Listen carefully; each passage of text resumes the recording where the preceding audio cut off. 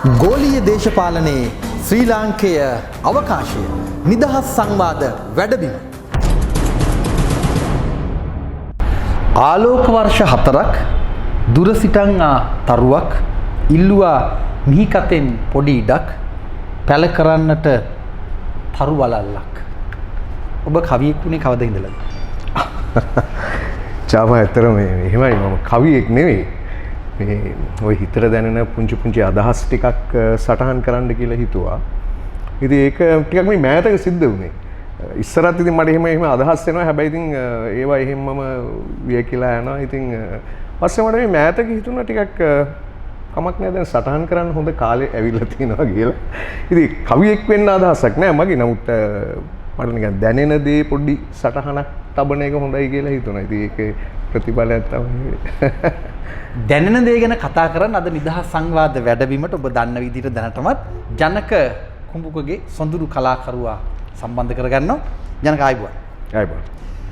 දැන් ඔහු ගැන හුඟක් විස්තර කියන්න ගියොත් ඔහු පුංචි වෙනවා. ඔබ දන්න ජනක කුඹුකගේ දුඹුරු පාට ඇස් තියෙන රාමුතු ගමනක් තියෙන වේදිකාව, ටෙලි නාට්‍ය, සිනමාව ඒ සියල්ල අතර තමන්ගේ දෑත් දෙපා විහිදුවා ගමනක් යන ජනක කුඹුකගේ.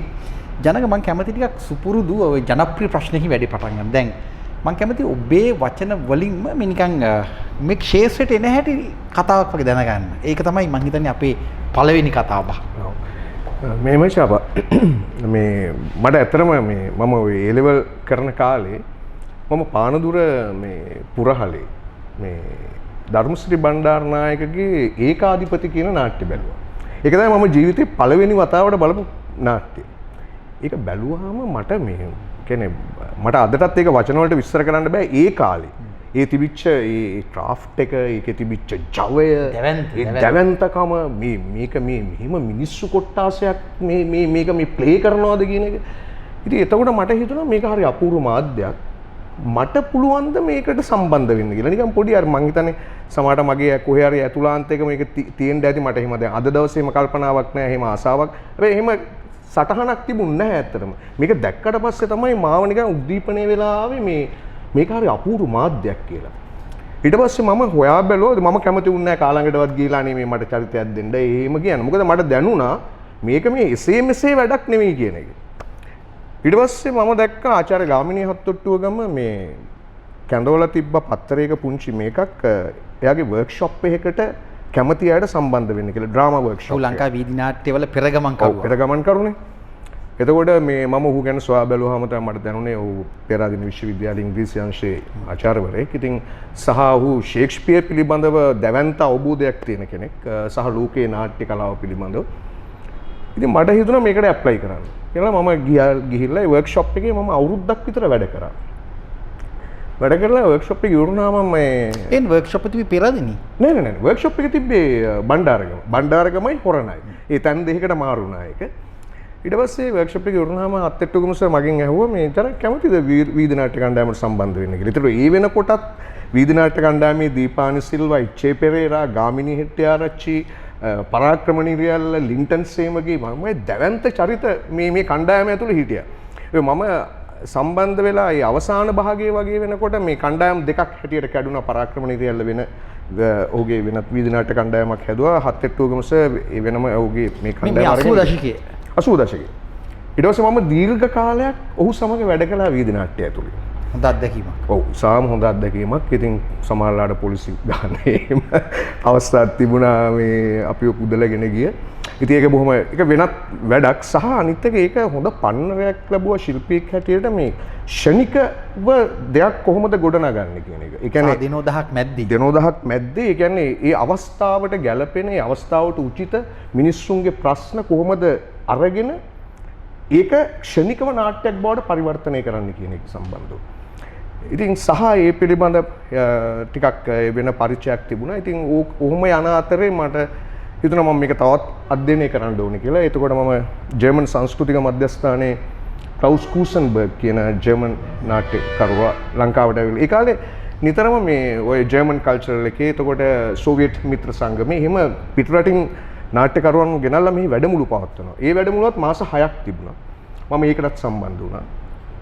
ඒ අතරේ මේ මම මේ දැන් A level ඉවර වෙලා මම ආවා මරදාන කාර්මික විද්‍යාලයට. ව්‍යාපාරාධ්‍යයනය පිළිබඳ ඩිප්ලෝමා පාඨමාලාවකට. ඒනකොට මට හම්බුණා මිත්‍රයෝ ටිකක් ආනන්ද විද්‍යාලය සහ නාලන්ද විද්‍යාලයට සම්බන්ධ විශාල පිරිසක්. ඔවුන් මේ කලාවට බොහොම ලැබි තරුණයන්. ඒතකොට අපි පොඩි ගැට කොල්ලෝනේ. මේ දැනුත් එහෙම තමයි මනස. කියන්නේ නැති ඊට පස්සේ අපේ තිබුණා මේ පුංචි බොරැල්ලේ අපිට ස්ථානගත වෙන්න තැනක්. ඒක අපි කිව්වේ පුංචි බොරැල්ලේ වල කියලා. මේ උතන ඒ කියන්නේ පුංචි බොරැල්ලේ ඡාප දැකලා ඇති මේ ඉස්සර තිබුණා මේ ඔය ඩිමෙල් එකට මෙහා මේ ප්‍රජා බුක් ෂොප් එක. ඒක හරි ප්‍රසිද්ධයි පුංචි බොරැල්ලේ. ඒ ප්‍රජා බුක් ෂොප් එක තමයි අපේ මූලස්ථානය. වෙනම සංස්කෘතියක්. වෙනම සංස්කෘතියක්. ඉතින් එතනට ආව ගොඩක් නාට්‍ය කලාවට කැමති සහ මේක හදාරන්න කැමති මේ ෆිල්ම්ස් බලන පොඩි විචාරශීලී තරුණ කණ්ඩායමක් මේක ඇතුළේ හිටියා. ඊට පස්සේ ඒක ඇතුළෙන් හැදුනා නාට්‍ය ත්‍රිත්වයක්. මුලින්ම හැදුනේ සෙල්ටැම්බර්. නිහාල් සුරංජිගේ සෙල්ටැම්බර්. ඒක තමයි මගේ පළවෙනි වේදිකා නාට්‍ය. ඊට පස්සේ සුවිශාලාපුර සයනේ සිහිනේ මේ ඔක්කොම ආවේ ඒක හරහා. එතන අලුත් පාර කියලා අපි කණ්ඩායමක් හැදුවා. ඉතින් එතන එහෙම තමයි මේ ආගමනය ආවේ. ඊට පස්සේ ඉතින් ලංකාවේ ඉන්න ඉතින් ටිකක් ප්‍රවීණ කියන දැන් ඔය ධර්මශ්‍රී බණ්ඩාරනායක හඳගම සෝමලතා සුබසිංහ විජිත ගුණරත්න විශාල පිරිසක් එක්ක මට වැඩ කරන්න අවස්ථාව ලැබුණා. දැන් ඔබේ උපංගම වාද්‍ය ඔබට දැනගන්නත් එක කියන්නේ මේ මට තව දෙයක් වුණා ජනකී කතාවක් කියන්න ඕනේ බලන අයට. ලෝකේ පුරා විසිරී සිටින සහෘදයන් මේ වැඩසටහන බලන නිසා දැන් ලංකාවේ ශිල්පී කියන්නේ ඔබ වගේ ආදරණීය කලාකරුවෙක් ගැන අපව සූපපත් කරන්න වේදිකාවේ වැඩ කරන විස්තර හොයාගන්න තැනක් නැහැ. ලැජ්ජාවට කාරණේ තමයි කලාකරුවාගෙන් අහන්න වෙනවා ඔබ මොනවද කරලා තියෙන්නේ කියලා. ඒ තරම් පහළ මට්ටමක අපි ඉන්නේ. මට ජනකගෙන්ම අහන්න වුණා විස්තර වගේ. ජනක එකපාරටම ඇහුවා මේ දැන් මං කිව්වා එහෙම කිසිම සටහනක් කොහෙවත් නැහැනේ ජනක කිව්වම ජනක ඇහුවා මේ ඒක අපිමද කරන්න ඕනි කියලා. ඔබෙන් ඇහුවා. මේ ප්‍රශ්නේ මටත් තියෙනවා. මම පොත් ගණනාවක් ලියලා තිනවා මිනිස්සුන්ට පොත් ලියලා පොත් ගැන විස්තර කියලා මම ලිව්වා කියලා පොත දීලා ඒ කියලා ඒ ඔක්කොම කියන්න වෙලා තියෙනවා. ඒක තමයි අපේ ප්‍රබුද්ධ සමාජයේ ජනක උපන්නේ වාද්දුවේ ඔහුගේ දෙමාපියන් ගුරුවරු පියා පසු කලක විදුහල්පතිවරයෙක් වෙනවා. මම හරිනේ? හරි. එතකොට අම්මත් එක්ක වාද්දුව කාන්තා විද්‍යාලයට තමයි ජනක කුඹුකගේ බබා යන්නේ මුලින්. ඊට පස්සේ වාද්දුව මධ්‍යම මහා විද්‍යාලය පවුලේ අයියයි මල්ලි දෙන්නයි ඒ කතා ටික කියන්න ඕනේ. ඊට පස්සේ ඔබ අපස උසස් පෙළ සමත් වුණාට පස්සේ තමයි මේ කියන ගමන පටන් ගන්නේ. දැන් ජනක ඔබෙන් මම මෙහිම ඇහුවොත් ඔබ දැන් දිග ගමනක් යනවනේ. ගාමිණී හත්වත්තුවගේ එක්ක වැඩ පටන් අරගෙන අත්දැල්ලලා විවිධ අත්දැකීම් අර ඔබ කියන පුංචි බරල්ලේ මරදානේ කතා ටික ඔක්කොමත් එක්ක මේ පරිචයක් අත්දැකීමක් ලබනවනේ. දැන් අද දවස වෙනකොට මේක මේ අතීත කතාවකුත් නෙවෙයි මේ ඊයේ පෙරේද කතාවක්නේ. මේ වෙනකොට ඔක්කොම ෂෝට් කට් හොයනවා. ඒ කියන්නේ ෂෝට් කට් එකකින් මේ හිටපු ගමන් මම දන්නේ සමහරලාට මේ පිටරටත් ගිහලා එනම හැබැයි එකපාරටම නිකන් දැවැන්ත චරිතයක් වෙලා තරඟ විනිශ්චය කරන එහෙමත් වෙනවා නිකන්. එතනට ඇවිල්ලා. ඔබ කොහොමද මේ ගැප් එක කියවගන්නේ? මෙහෙමයි ශාප දැන් අපේ රටේ දැන් මේ වෙනකොට තාක්ෂණය ඉතාම ශීඝ්‍රයෙන් මේ වර්ධනය වුණානේ මේ මෑත කාලේ. එතකොට ටෙලිවිෂන් channel විශාල ප්‍රමාණයක් ලංකාව ඇතුලේ බිහි වුණා. එතකොට රේඩියෝ මාධ්‍යයත් එහෙමයි. එතකොට මේ මාධ්‍ය ඇතුලේ තරඟයක් ඇති කළා තරු සංකල්පයට. ඒක ලෝකෙත් සිද්ධ වෙනවා. ඒක ලෝකෙම කොපි කරලා තමයි අපිත් මේක හදාගත්තේ. නමුත් දැන් අපේ රටේ තියෙන ප්‍රශ්නේ තමයි දැන් මේ සංකල්පයට ගේන දැන් මේ තරුණයන්ට එහෙම පිටිපස්සේ අත්දැකීම් සම්භාරයක් නැහැ. ඒ කියන්නේ මුල් නැහැ. ඉතින් ඔන්න ඔතන තමයි ওই චාපහන ප්‍රශ්නේ තියෙන්නේ. ඒතර මේගොල්ලන්ට ඕන වෙනවා ක්ෂණිකව ජනප්‍රියත්වය. ඉතින් හැබැයි ඒක ඒගොල්ලොම තේරුම් ගත යුතු වෙනවා මේ ක්ෂණික ජනප්‍රියත්වය කොයිතරම් කාලයක් පවත්වන්න පුළුවන්ද කියන එක. ඉතින් අපේ වැඩපිළිවෙලක් මම හිතන්නේ හදනවා නම් හොඳයි. මොකද අද තරුණයාට ඊටාම විසිරුණු දක්ෂතාවයන් තියෙනවා. ඊටාම දක්ෂතාවයන් තියෙන තරුණ පිරිස් විශාල වශයෙන් බිහි වෙනවා. හැබැයි ප්‍රශ්නේ තියෙන්නේ ඒකට කොහොමද විද්‍යානුකූල පදනම හදන්නේ කියන එක. එතන ලොකු ගැප් එකක් තියෙනවා. එතකොට මේ මුල අතෑරලා එනකොට මේකේ කොහොමද මේ කඳ පවතින්නේ කියන ප්‍රශ්නේ තියෙනවා. ඉතින් ඒකට මොකක් හරි මම හිතන්නේ සමාජීය වැඩපිළිවෙලක් අවශ්‍යයි. මොකද ඔවුන් ඊටාම දක්ෂ තරුණයෝ. ඉතින් ඒගොල්ලන් කොහොමද මේ ශාස්ත්‍රය ඇතුලේ පවත්වගෙන යන්නේ? සහ ඔවුන්ට මේ කොහොමද මේ ඥානනය සපයන්නේ? මේකේ රඳා පවතින විදිය සහ මේකේ අධ්‍යයනය කටයුතු කොහොමද සිද්ධ වෙන්නේ කියන එක සම්බන්ධව කවුද වුණු දැනුවත් කරන්නේ. එහෙම එකක් නැහැ. ඔන්න ඔතන තමයි ජාප මම හිතන්නේ මේ ප්‍රශ්නේ තියෙන්නේ. ජනක දැන් මං පුංචි අත්දැකීමක් කියන්න මම නිදහස් පුවත්පත කරන කාලේ මට මතකයි 2001 2 වගේ අවුරුද්දක මම ඔබේ ගෙදරට එනවා. ඔව්. අපි තාම සොඳුරු කෙටි වෙලාවක් ගත කෙරුවා. ඔහු සමග සාකච්ඡාවක් කෙරුවා. ඒ දවස්වල මේ නිදහස් කාර්යාලයට ආව තරුණෙක්. ඔහු විශ්වවිද්‍යාලයේ 3 වෙනි අවුරුද්දේ. ඔහු කිව්වා මම ලියනවා මම ලිපි ලියනවා මට ලිපියකට කීයක් ගෙවන්න පුළුවන්ද? මං ඉතින් ඇහුවා මේ මොනවද ලියන්නේ? ලියලා තියෙන ලිපි පෙන්නන්නේ කියලා. මම තාම ලියලා නෑ ලිපි කියලා කිව්වා. ඒ කියන්නේ ඔහු ලිපි ලියලා නෑ. ලියන්න පුළුවන් කියලා හිතනවා. එයා අහනවා ලියන්න නම් ලිපියකට කීයක් ගෙවනවද කියලා. මගේ කතාව කිව්වේ දැන් අද දවසේ වෙනකොට මේ කලාකරුවෝ කියන අය එහෙම එක වෙනම ප්‍රශ්නාර්ථයක්. දැන් මුකුත් කරලා නෑ. කරන්න හිතලා තියෙනවා යම් දෙයක්. ඔවුන් කෙලින්ම මුදලින් පටන් ගන්න. ඒ කියන්නේ එස්ටිමේට් එකක් හදනවා, බජට් එකක් හදනවා. මෙන්න මේක තමයි මම කරන්න යන්නේ මෙන්න මේ ගානට කියලා. දැන් ඔබේ කතාවෙත් දැන් ජාලත් මනෝරත්න මේ වේදිකාවටම නැග්ග අපිත් එක්ක නිදහස් සංවාද වැඩබිමට ඔහුගේ අත්දැකීම් ඒ සියල්ල අතරේ දැන් මේ ළඟ පරම්පරාවල් ඔවුන් මුදල් ගැනම ඉස්සල්ලා හිතලා තියෙනවා. වැඩ කරගෙන ගියා විවිධ මිනිස්සු මුණ ගැහුණා. දන්නේම නැතු තරුවක් බවට පත් වුණා. මුදලුත් ආවා. කොහොමද ඔබ කියවගන්නේ මේ එකපාරටම මුදල් එක්ක මෙහෙම වෘත්තිකයෙක් ශිල්පියෙක් කලාකරුවෙක් ගොඩනගෙන්න පුළුවන් කියලා හිතන එකද? දැන් ඒක තමයි ත්‍යාප තියෙන බරපතලම ප්‍රශ්නේ. දැන් අද දවසේ තරුණයා කෙලින්ම පළවෙනි තැන දෙන්නේ මුදලට මිසක් ශිල්පයට නෙවෙයි. එතකොට මෙතන තියෙනවා විශාල ප්‍රශ්නයක්. ඉතින් මම හිතනවා මේ ප්‍රශ්නේ මතුවෙන්නේ මේ නාලිකා හරහාම තමයි. නාලිකා වලින් ඒ තරුණයින්ව වෙනත් වූ උත්කර්ෂයකට නංවලා උන්ට මිලක් නියම කරනවා. දැන් අපි ගායකයෙක්ව ගන්නකො.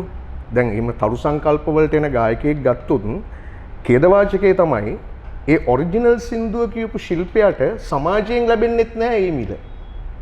ඔහුට හෝ ඇයට ලැබෙන ඉතාම පොඩි මිලක්. නමුත් අර උත්කර්ෂයට නගපු තරුණයාට හෝ තරුණියට විශාල මුදලක් නියම වෙනවා මේ සමාජය ඇතුලේ. මම හිතන්නේ මේ ක්‍රමයේ තියෙන බරපතල අවුලක් ඒක සහ අපිට නැහැ මේ සංස්කෘතික පරිසරයක් කියන එක. අපි බොහොම දුප්පත් රටක් නේ චාපා.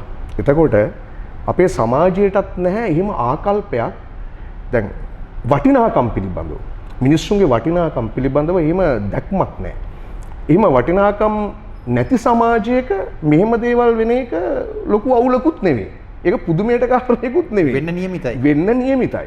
ඉදිරියටත් එය වෙන්න නියමිතයි.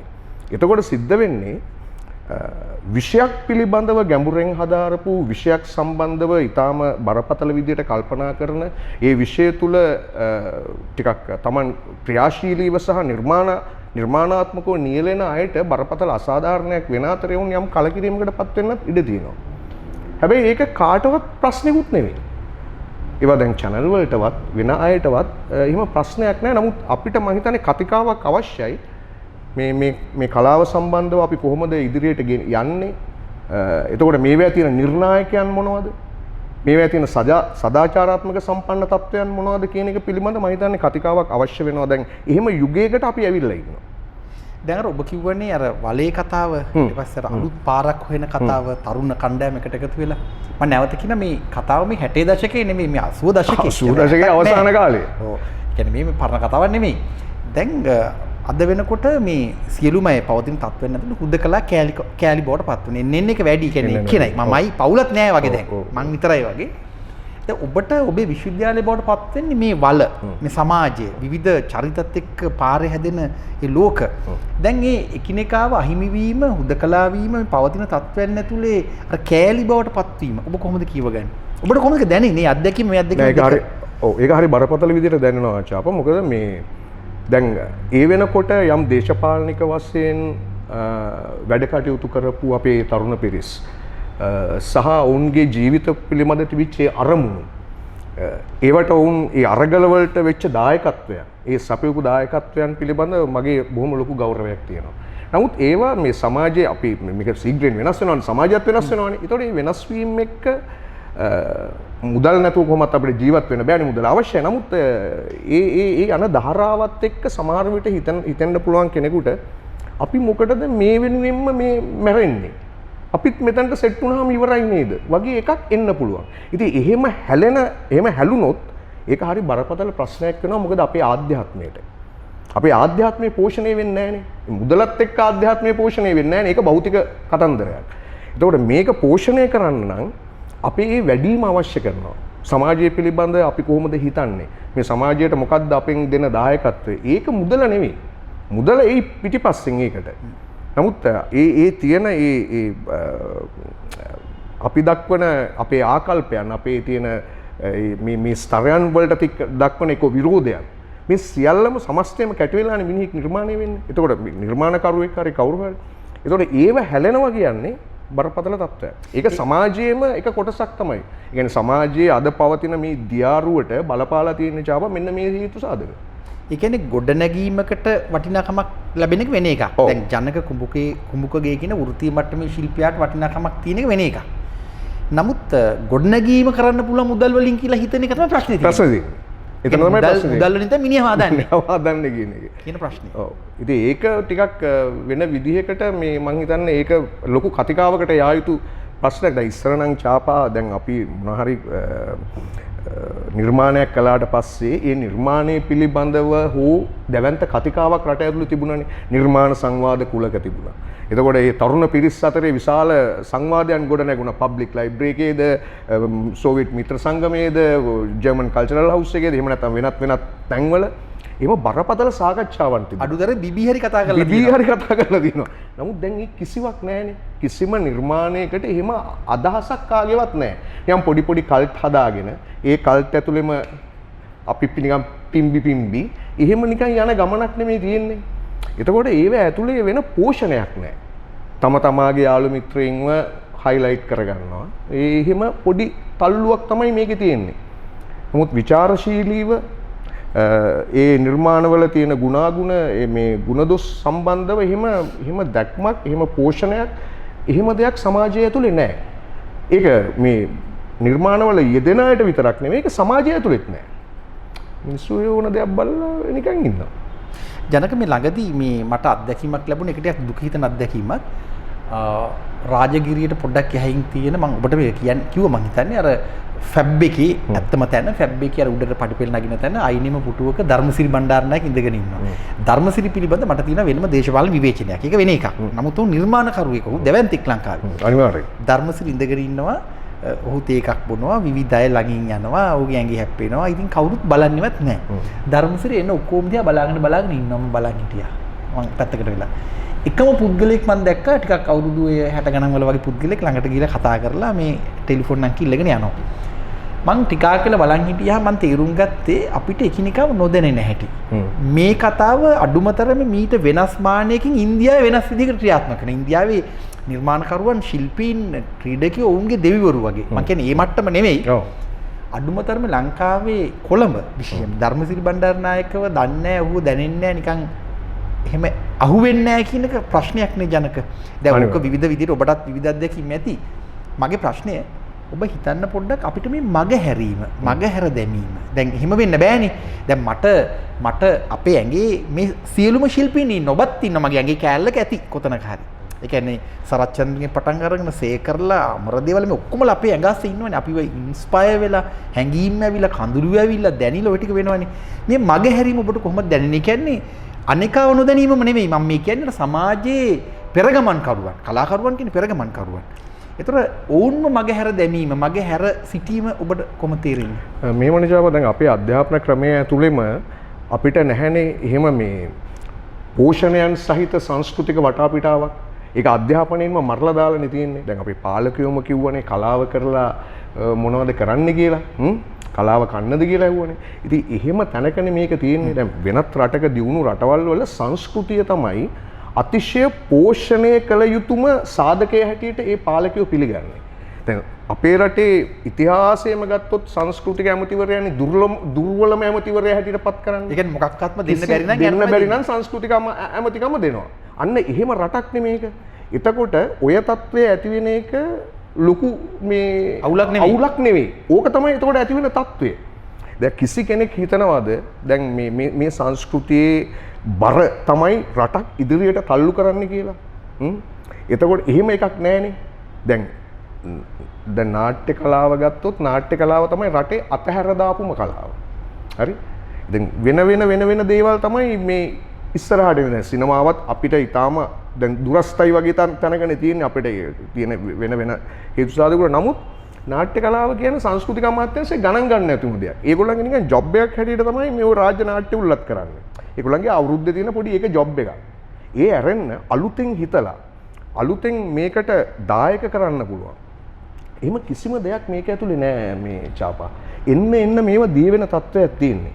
එතකොට මෙහෙමයි සමස්ත සමාජ ක්‍රමයේම දීවි හැලෙනකොට මේ එක විෂයක් විතරක් හොඳ සුපුෂ්පිත තැනක තියෙන විදිහක් නෑනේ.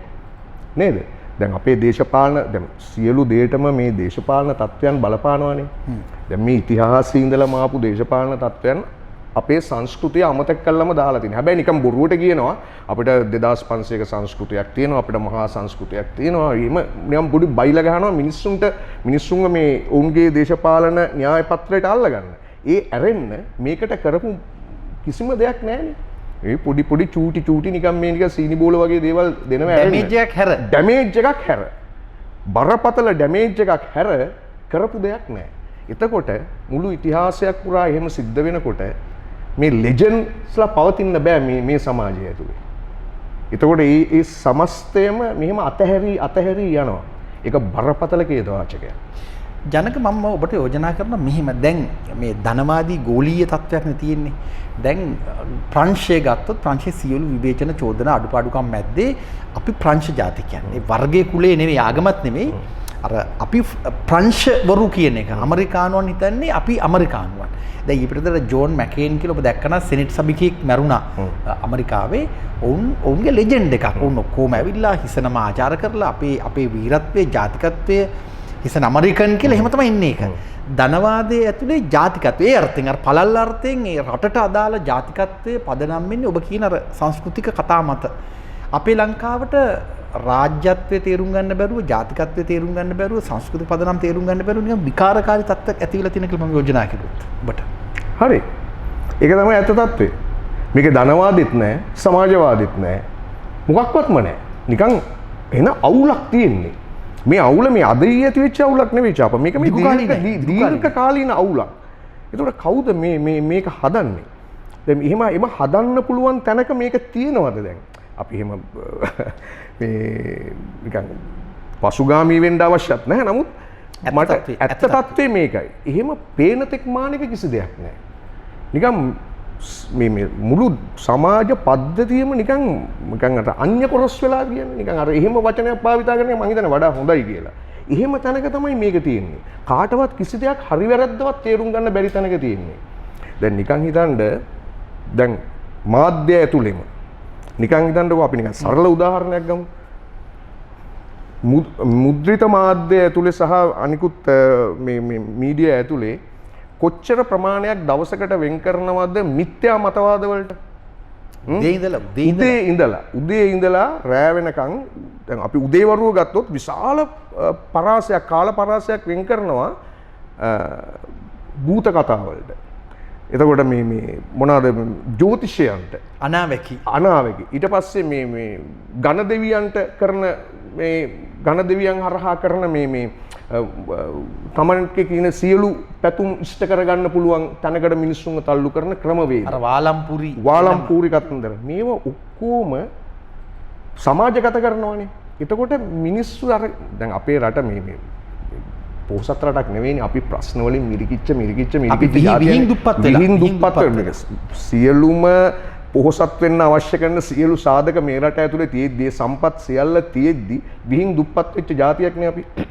එතකොට ඒ ජාතියට මේක තල්ලු කරනකොට මේ සිද්ධි දාමයේම එල්ලෙන්න තැනක් නේ අපි හැමෝම හොයන්නේ. ප්‍රශ්නයක් එනකොට අපි කොහොමද ඒක එල්ලෙන්න තැනක් හොයනවා.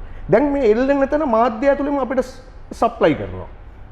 එතකොට මිනිස්සු බලන්න දැන් ඕවගේ දැන් ඕවත් වර්ක්ෂොප් තියෙනවා. දැන් මේ ඩ්‍රාමා වර්ක්ෂොප් වගේ ඒවත් වර්ක්ෂොප් තියෙනවා. ඒ රිප්ලේස් කරලා මේක එතනට රිප්ලේස් කරලා. එතකොට ඒ වගේ පිරිලා ඉතිරිලා ඉන්න ජනතාවක් ඉන්නේ.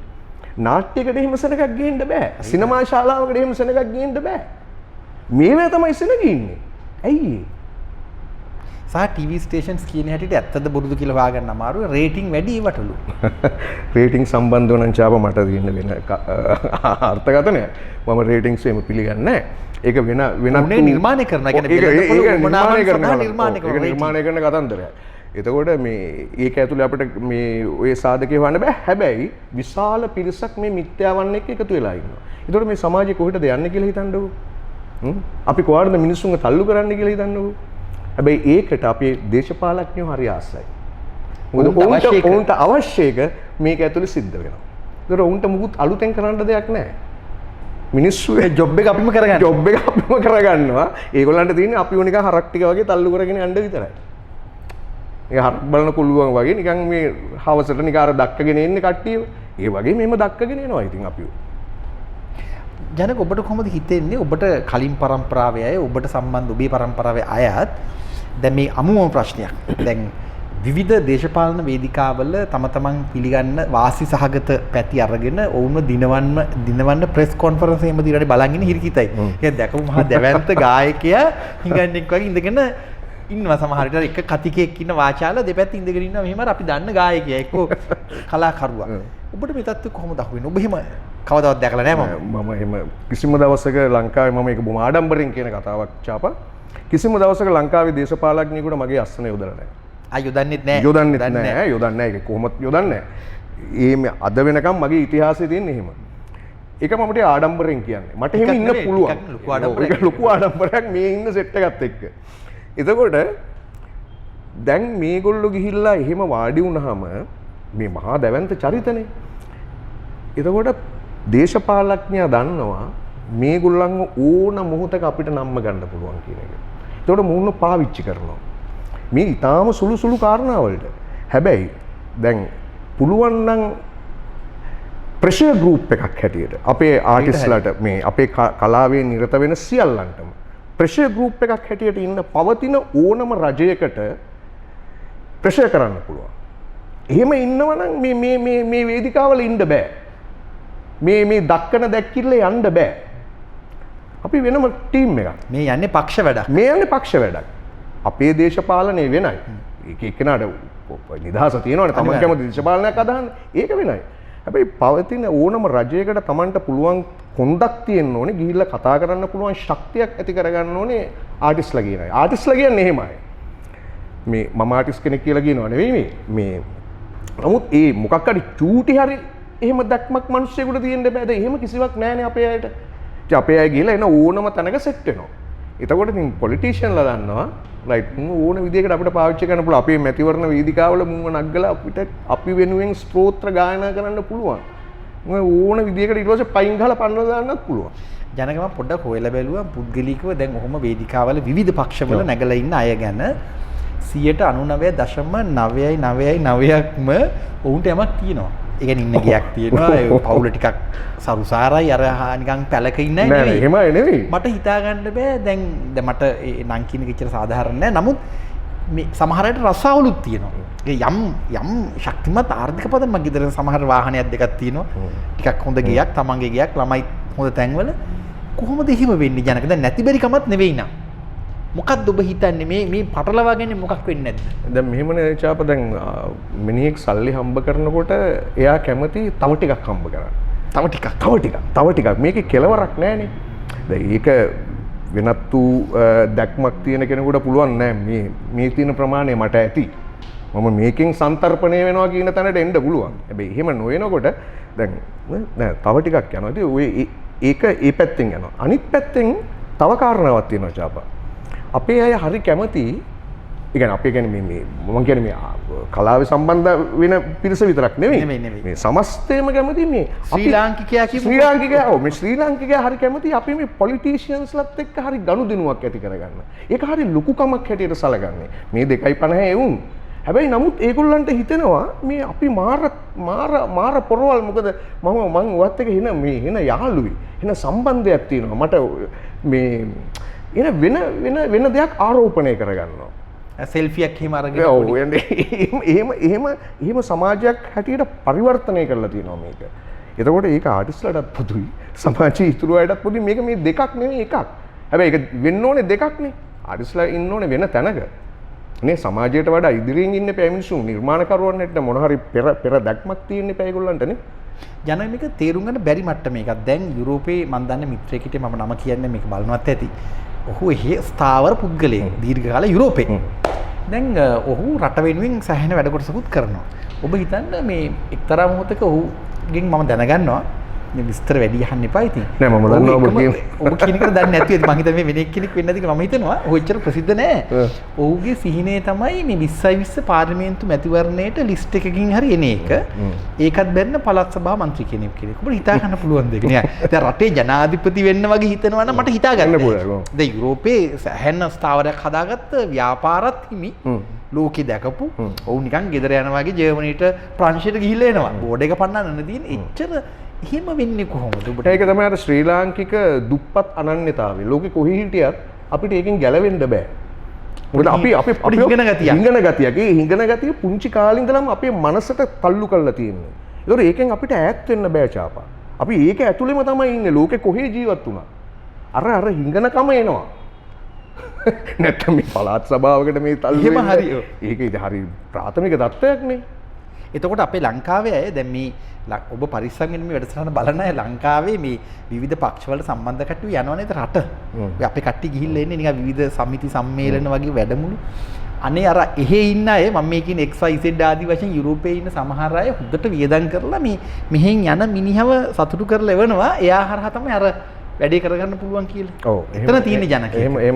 එහෙම ඒකුත් තියෙනවා. එහෙම එකක් තියෙනවා. ජනක දැන් දිග කතාවක්. ඊළඟට මම එන්න කැමති ඔබත් එක්ක දැන් වේදිකාව දැන් ඔබ මේ වෙනස් ප්‍රශ්නයක් වෙනස් අප්‍රෝච් එකක් දැන් ඔබ වේදිකාවේ රංගනයක යෙදෙනවා. අපි ගමුකෝ ආදරණීය සංවාදයක්. මම කැමතිම නාට්‍ය මොකද්ද කියලා අහුවොත් මම බලපු ඔබ රංගපාන සාරංග දිසාසේකරත් එක්ක ආදරණීය සංවාදයක්.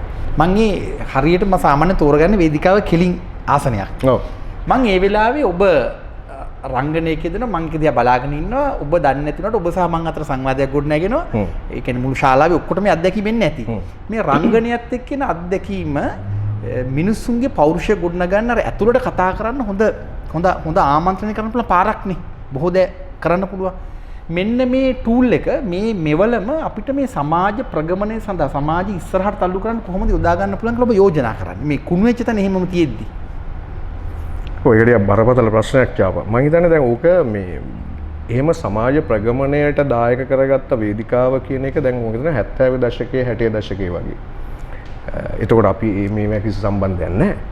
මේ නමුත් අපි දැකපු ඒ නිර්මාණ ඇතුලේ මේ විශේෂයෙන් අපේ මේ ජන සමාජය පෝෂණය වුණා. හැබැයි ඒ වෙනකොට අපේ මේ මම හිතන්නේ මේ අපේ ආර්ථික මේ දේශපාලනික කියන්නේ මේ විවෘත භාවයන් තිබුණ නැහැනේ. ඒ පොඩි වෙනස් හැඩයක් තමයි රට ඇතුළේ නිර්මාණය වෙලා තිබුණේ. නමුත් 77න් පස්සේ මේක සාමුලින්ම විවෘත වුණානේ. ඉතින් එහෙම විවෘත නොකලත් බෑ ලෝකෙත් එක්ක අපිට යන්න වෙනවා. ඒ විවෘත කිරීමත් එක්ක අලුත් මාධ්‍ය එන්න ගත්තා. මිනිස්සුන්ට ගෙවල් වල ඉඳලා මේ නරඹන්න පුළුවන් තැනකට ටෙලිවිෂන් ගෙනාවා. එතකොට මේවා වෙනත් වූ විනෝද දෙක බොහොම සරල නිකන් ඉතාම සරල තත්ත්වයන් ඇතුලේ ප්‍රෝග්‍රෑම්ස් හැදුනා. එතකොට මේ බරසාරව තිබිච්ච මේ වේදිකාවේ බොයේ නිර්මාණ වලට ගිය මිනිස්සුන් මේ ප්‍රේක්ෂකයන් මේ ගෙවල් වලටම කොටු වුණා. හරි? එතකොට මොකද මේ පරම්පරාව දැන් මේ දැන් ඉන්නේ ඊට වෙනස් පරම්පරාවක්නේ. එතකොට මේ අලුත් ජෙනරේෂන් එකට සිද්ධ වුණේ ඒක. එතකොට ඒකෙන් කොහොමද අපි ඔබ කියන මේ තැනට පත් කරගන්න කියන එක බරපතල ප්‍රශ්නයක්. බැරි නැහැ. හැබැයි ඒක දීර්ඝ සාකච්ඡාවක දීර්ඝ වෙහෙසක ප්‍රතිඵලයක් තමයි මම හිතන විදිහට. නමුත් දැන් මේ තියෙන මේ මජර සිස්ටම් එක ඇතුලේ එහෙම කරන්න පුළුවන්ද කියන ගැටලුවකුත් තියෙනවා චාපා. මේ මොකද අපි දැන් මෙහෙම එකක් ගන්නකො දැන් අපි දැන් ආදරණීය සංවාදයක් උදාහරණයකට ගන්නකො. දැන් මේ ආදරණීය සංවාදයක් ඇතුලේ දැන් ඔබට යම් මානසිකව සහ ශාරීරිකව ඔබට දැනෙනවනේ යමක් මේ සමාජ ප්‍රගමණයටත් මේ දැන් විශේෂයෙන්ම මේක ඇතුලේ අපි කතා කරන්නේ විප්ලවවාදී තරුණයෙක්ව හමුදා කඳවුරකට ගෙනල්ලා මේ තරුණයාගෙන් නම් 4ක් ගන්න මේ හමුදා කඳවුරේ ප්‍රධානියා මොහුව ටෝචර් කරනවා මානසිකව තාම බරපතල විදිහට ටෝචර් කරනවා. දැන් මේක ග්‍රහණය කරාද මගේ ප්‍රශ්නේ චාපා මේක ග්‍රහණය කරාද ලංකාවේ විප්ලවීය පක්ෂ? නෑ. කිසිසේත්ම කිසිසේත්ම නෑ. මේක ඔවුන් ඇත්තටම මේක ඔවුන්ට හොඳ උත්තේජනයක් නේ. ඔවුන්ගේ තේමා නාට්‍ය වෙන්න තිබුණා ආදරණීය සංවාදය. නමුත් ඒක සිද්ධ වුණේ නෑ. දැන් අර අපි යුරෝපයේ ගත්තොත් ඇමරිකාවේ ගත්තොත් මේ වගේ නිර්මාණ බරපතල විදිහට නිෂ්පාදනය වෙනවා. දැන් එතනයි මේ ප්‍රශ්නේ තියෙන්නේ. සහ ඒවර සමාජමය තත්ත්වයන් එක්ක කෙලින්ම ලින්ක් වෙනවා. දැන් මේක එහෙම ලින්ක් වෙන්නේ නැහැ. දන්නෙත් නෑ මං හිතන්නේ. දන්නේ නැහැ. දැන් ආදරණීය සංවාදයක් අපි දර්ශන වාර කීපයක්ම කරානේ. නමුත් එහෙම කිසිම කතිකාවක් ඇති වුණේ නැහැ. දැන් ඒකට ලංකාවේ තියෙන සියලුම සම්මාන ටික මේ ප්ලේ එකට ලැබුණා. හැබැයි එහෙම කිසි කතිකාවක්. ඒ කියන්නේ අඩුම තරමේ විශ්වවිද්‍යාලය ඇතුලේ පවා. ඒකයි ඛේදවාචකය. දැන් මේ වගේ ප්ලේ එකක් වෙන කාලවල බිහි වුණොත් විශ්වවිද්‍යාල ප්‍රජාව ඇතුලේ මේවා මුලින්ම පෙන්වන්නේ ඒගොල්ලෝ. දැන් අද දවසේ එහෙම එකක් නැහැ. දැන් මේක නිකන් එහෙම වැළලීලා ගියා ප්ලේ එක. එකක් සිද්ධ වුණා මේ නිර්මාපකයා සුනිල් චන්ද්‍රසිරි මහත්මයා ජීවිතක්ෂයට පත් වුණා මේ හදිසි හෘදයාබාධයක් උඩ මේ ප්ලේ එකට මේ සියලු සම්මාන ලැබිලා සති ගණනාවකින්. ඉතින් ඒකත් බලපෑවා ප්ලේ එකට නතර වෙන්න. නමුත් අපි ඊට පස්සේ උත්සාහයක් ගත්තා ඔහුට ගෞරවයක් හැටියට මේ ප්ලේ එක පවත්වාගෙන යන්න. මේ අසීරු උත්සාහයක් ගත්තා අපි දර්ශන වාර 3ක් විතර කළා. හැබැයි ඉතින් අපි හිතුවා ඒ වෙනකොට සමාජය ඇතුලෙන් යම් ඉල්ලුමක් මේ ප්ලේ එකට එයි කියලා. දැන් එහෙම කිසිවක් නෑ චාපා. හරි විදිහින් නම් ජනතා විමුක්ති පෙරමුණ පෙරටුගාමී සමාජවාදී වගේ පක්ෂ මේක වියදම් කරලා එක කියලා වැඳලා පැහැදිලිවම එහෙම තනක තියෙන ප්ලේ එකක් ඒක. ඉතින් නමුත් හිතා ගන්න බෑ මොකද අපේ රටේ 71 විප්ලවයක් සිද්ධ වුණා 83 සිද්ධ වුණා වසර 30ක දීර්ඝකාලීන යුද්ධයක් ඇති වුණා මේව ඇතුලේ මේ අත්දැකීම් සම්භාරයකට ලක් වෙච්ච විශාල පිරිසක් රට ඇතුලේ ඉන්නවනේ චාපා නේද මේ කඳුරු වල ටෝචර් වෙච්ච අනිවාර්යයෙන් නේ ඔව් ඒ ඛේදවාචක මේ මාර ඛේදවාචක නමුත් ඒ කිසිවකට මේක sannivedanaya වුණේ නැහැ සහ ඒ දැන් ඒ ගැන ආයිත් මට ඔබත් එක්ක කතා කරන්නත් හිතුණා දැන් ඒ ආධුනික සංවාදයක් මට හිතා ගන්න බෑ දැන් ඔබ කොහොමද ඔබ සාරංග ඒ වේදිකා පසුසල නිර්මාණ ඔක්කොමත් එක්ක ඒක ගොඩනගන්න කියලා ඒක හරි විශ්මකර්ම වැඩක්. ඇත්තටම මේක විශ්මකර්ම වැඩක්. මොකද ඔයාලට මතක ඇති මේ පළවෙනි ඇක්ට් එක. ඒ කියන්නේ පළවෙනි විනාඩි 45 සාරංග වචනයක්වත් කතා කරන්නේ නැහැ. තනිකර ඔබේ තනිකර ඒ ඇක්ට් එක අරගෙන පස්සේ කාලෙක මට මේ ජයන්ත චන්ද්‍රශ්‍රී පුද්ගලිකවම කියපු කාරණය තමයි ජනක මේ ප්ලේ එකේ එක තැනක හරි මේ ප්ලේ එක වැටුණා නම් පළවෙනි ඇක්ට් එක ඇතුලේ ඒ කියන්නේ ටෙම්පෝ එක වැටුණා නම් මේ ප්ලේ අපි අතාරිනවා. අපි නැගිටිනවා. හැබැයි ඒක එක තැනකවත් වැටුන්නේ අපිව ග්‍රිප් කළා අපිව තියාගෙන හිටියා අපිව ඒ කියන්නේ මොනම හේතුවක් නිසාවත් මේ ඒ කියන්නේ පුටුවක් අල්ලගන්නේ නැතුව ඉන්න බැරි මට්ටමක ප්ලේ එක තිබුණා. අනිවාර්යයෙන්. ඉතින් එහෙම තනක් ඒ කියන්නේ මොකද කෙනෙක්ව ටෝචර් කරනවා කියන්නේ ලේසි වැඩක් නෙවෙයිනේ වද බන්ධනයට ලක් කරනවා කියන එක. ඒ කියන්නේ ලේසි වැඩක් නෙවෙයි කියන්නේ මං කියන්නේ ඒක මේ අතින් පයින් ගහලා නෙවෙයිනේ. අතින් පයින් ගහලා නෙවෙයිනේ මානසිකව කරන මේ වද බන්ධනේ. එතකොට මේක බලන ප්‍රේක්ෂකයාට දැඩි සැටිගැන්මක් ඇති වෙනවනේ. නේද? ඔබ විශ්වාස කරන්න මම 88 89 දැකලා තියෙනවා මේ ඒ කියන්නේ පාරේනේ මරලා තියෙන අයව මම ඇස් දෙකට දැක්ක මං රත්මලානේ ඉඳලා කොළඹට කොළඹ පැත්තට මොටර් බයික් එකේ යනකොට එක්තරා තැනකදී පොලිසිය වගේ කට්ටියක් යුනිෆෝම් හිටියා මාව හරවලා යවුවා යන්න කියලා. ඒතර මම දැක්ක ඉස්සරහා මෙහෙම පුච්චනවා පාරේ. ඇස් දෙකට දැක්කා. මට මේ සියලු මතකයන් පේලියට චිත්‍රණය වෙන්න ගත්ත ඔබේ ඇක්ට් එක ඉස්සරහා. අනිවාර්යයෙන් ඒක සිද්ධ වෙනවනේ. දැන් මට මතකයි මම ඒ කාලේ මම වාද්දුවේ මගේ මහගෙදර හිටියේ. දැන් අපි එනකොට පානදුර පාලමේ මෙහෙම ගිල්ලලා මරලා තියෙනවා බොඩිස්.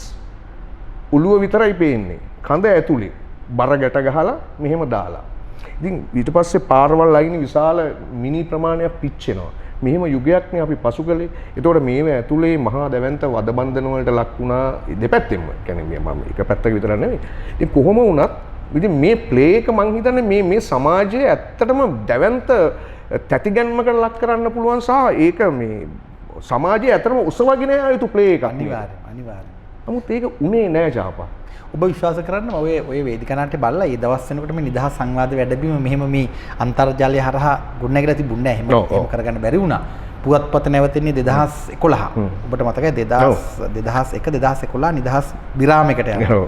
මට වේදිකා නාට්‍ය බලලා මට ඇත්තටම හිතුණා මේ නිර්මාණකරුවන් හම්බ වෙලා ලොකු කතිකාවක් ගොඩනගන්න. ඒත් ක්‍රමයක් නැහැ. මාධ්‍යයක් එකට තිබුණේ නැහැ. මං හිතනකොටම ඔහු යන්න ගියා. ඔව්.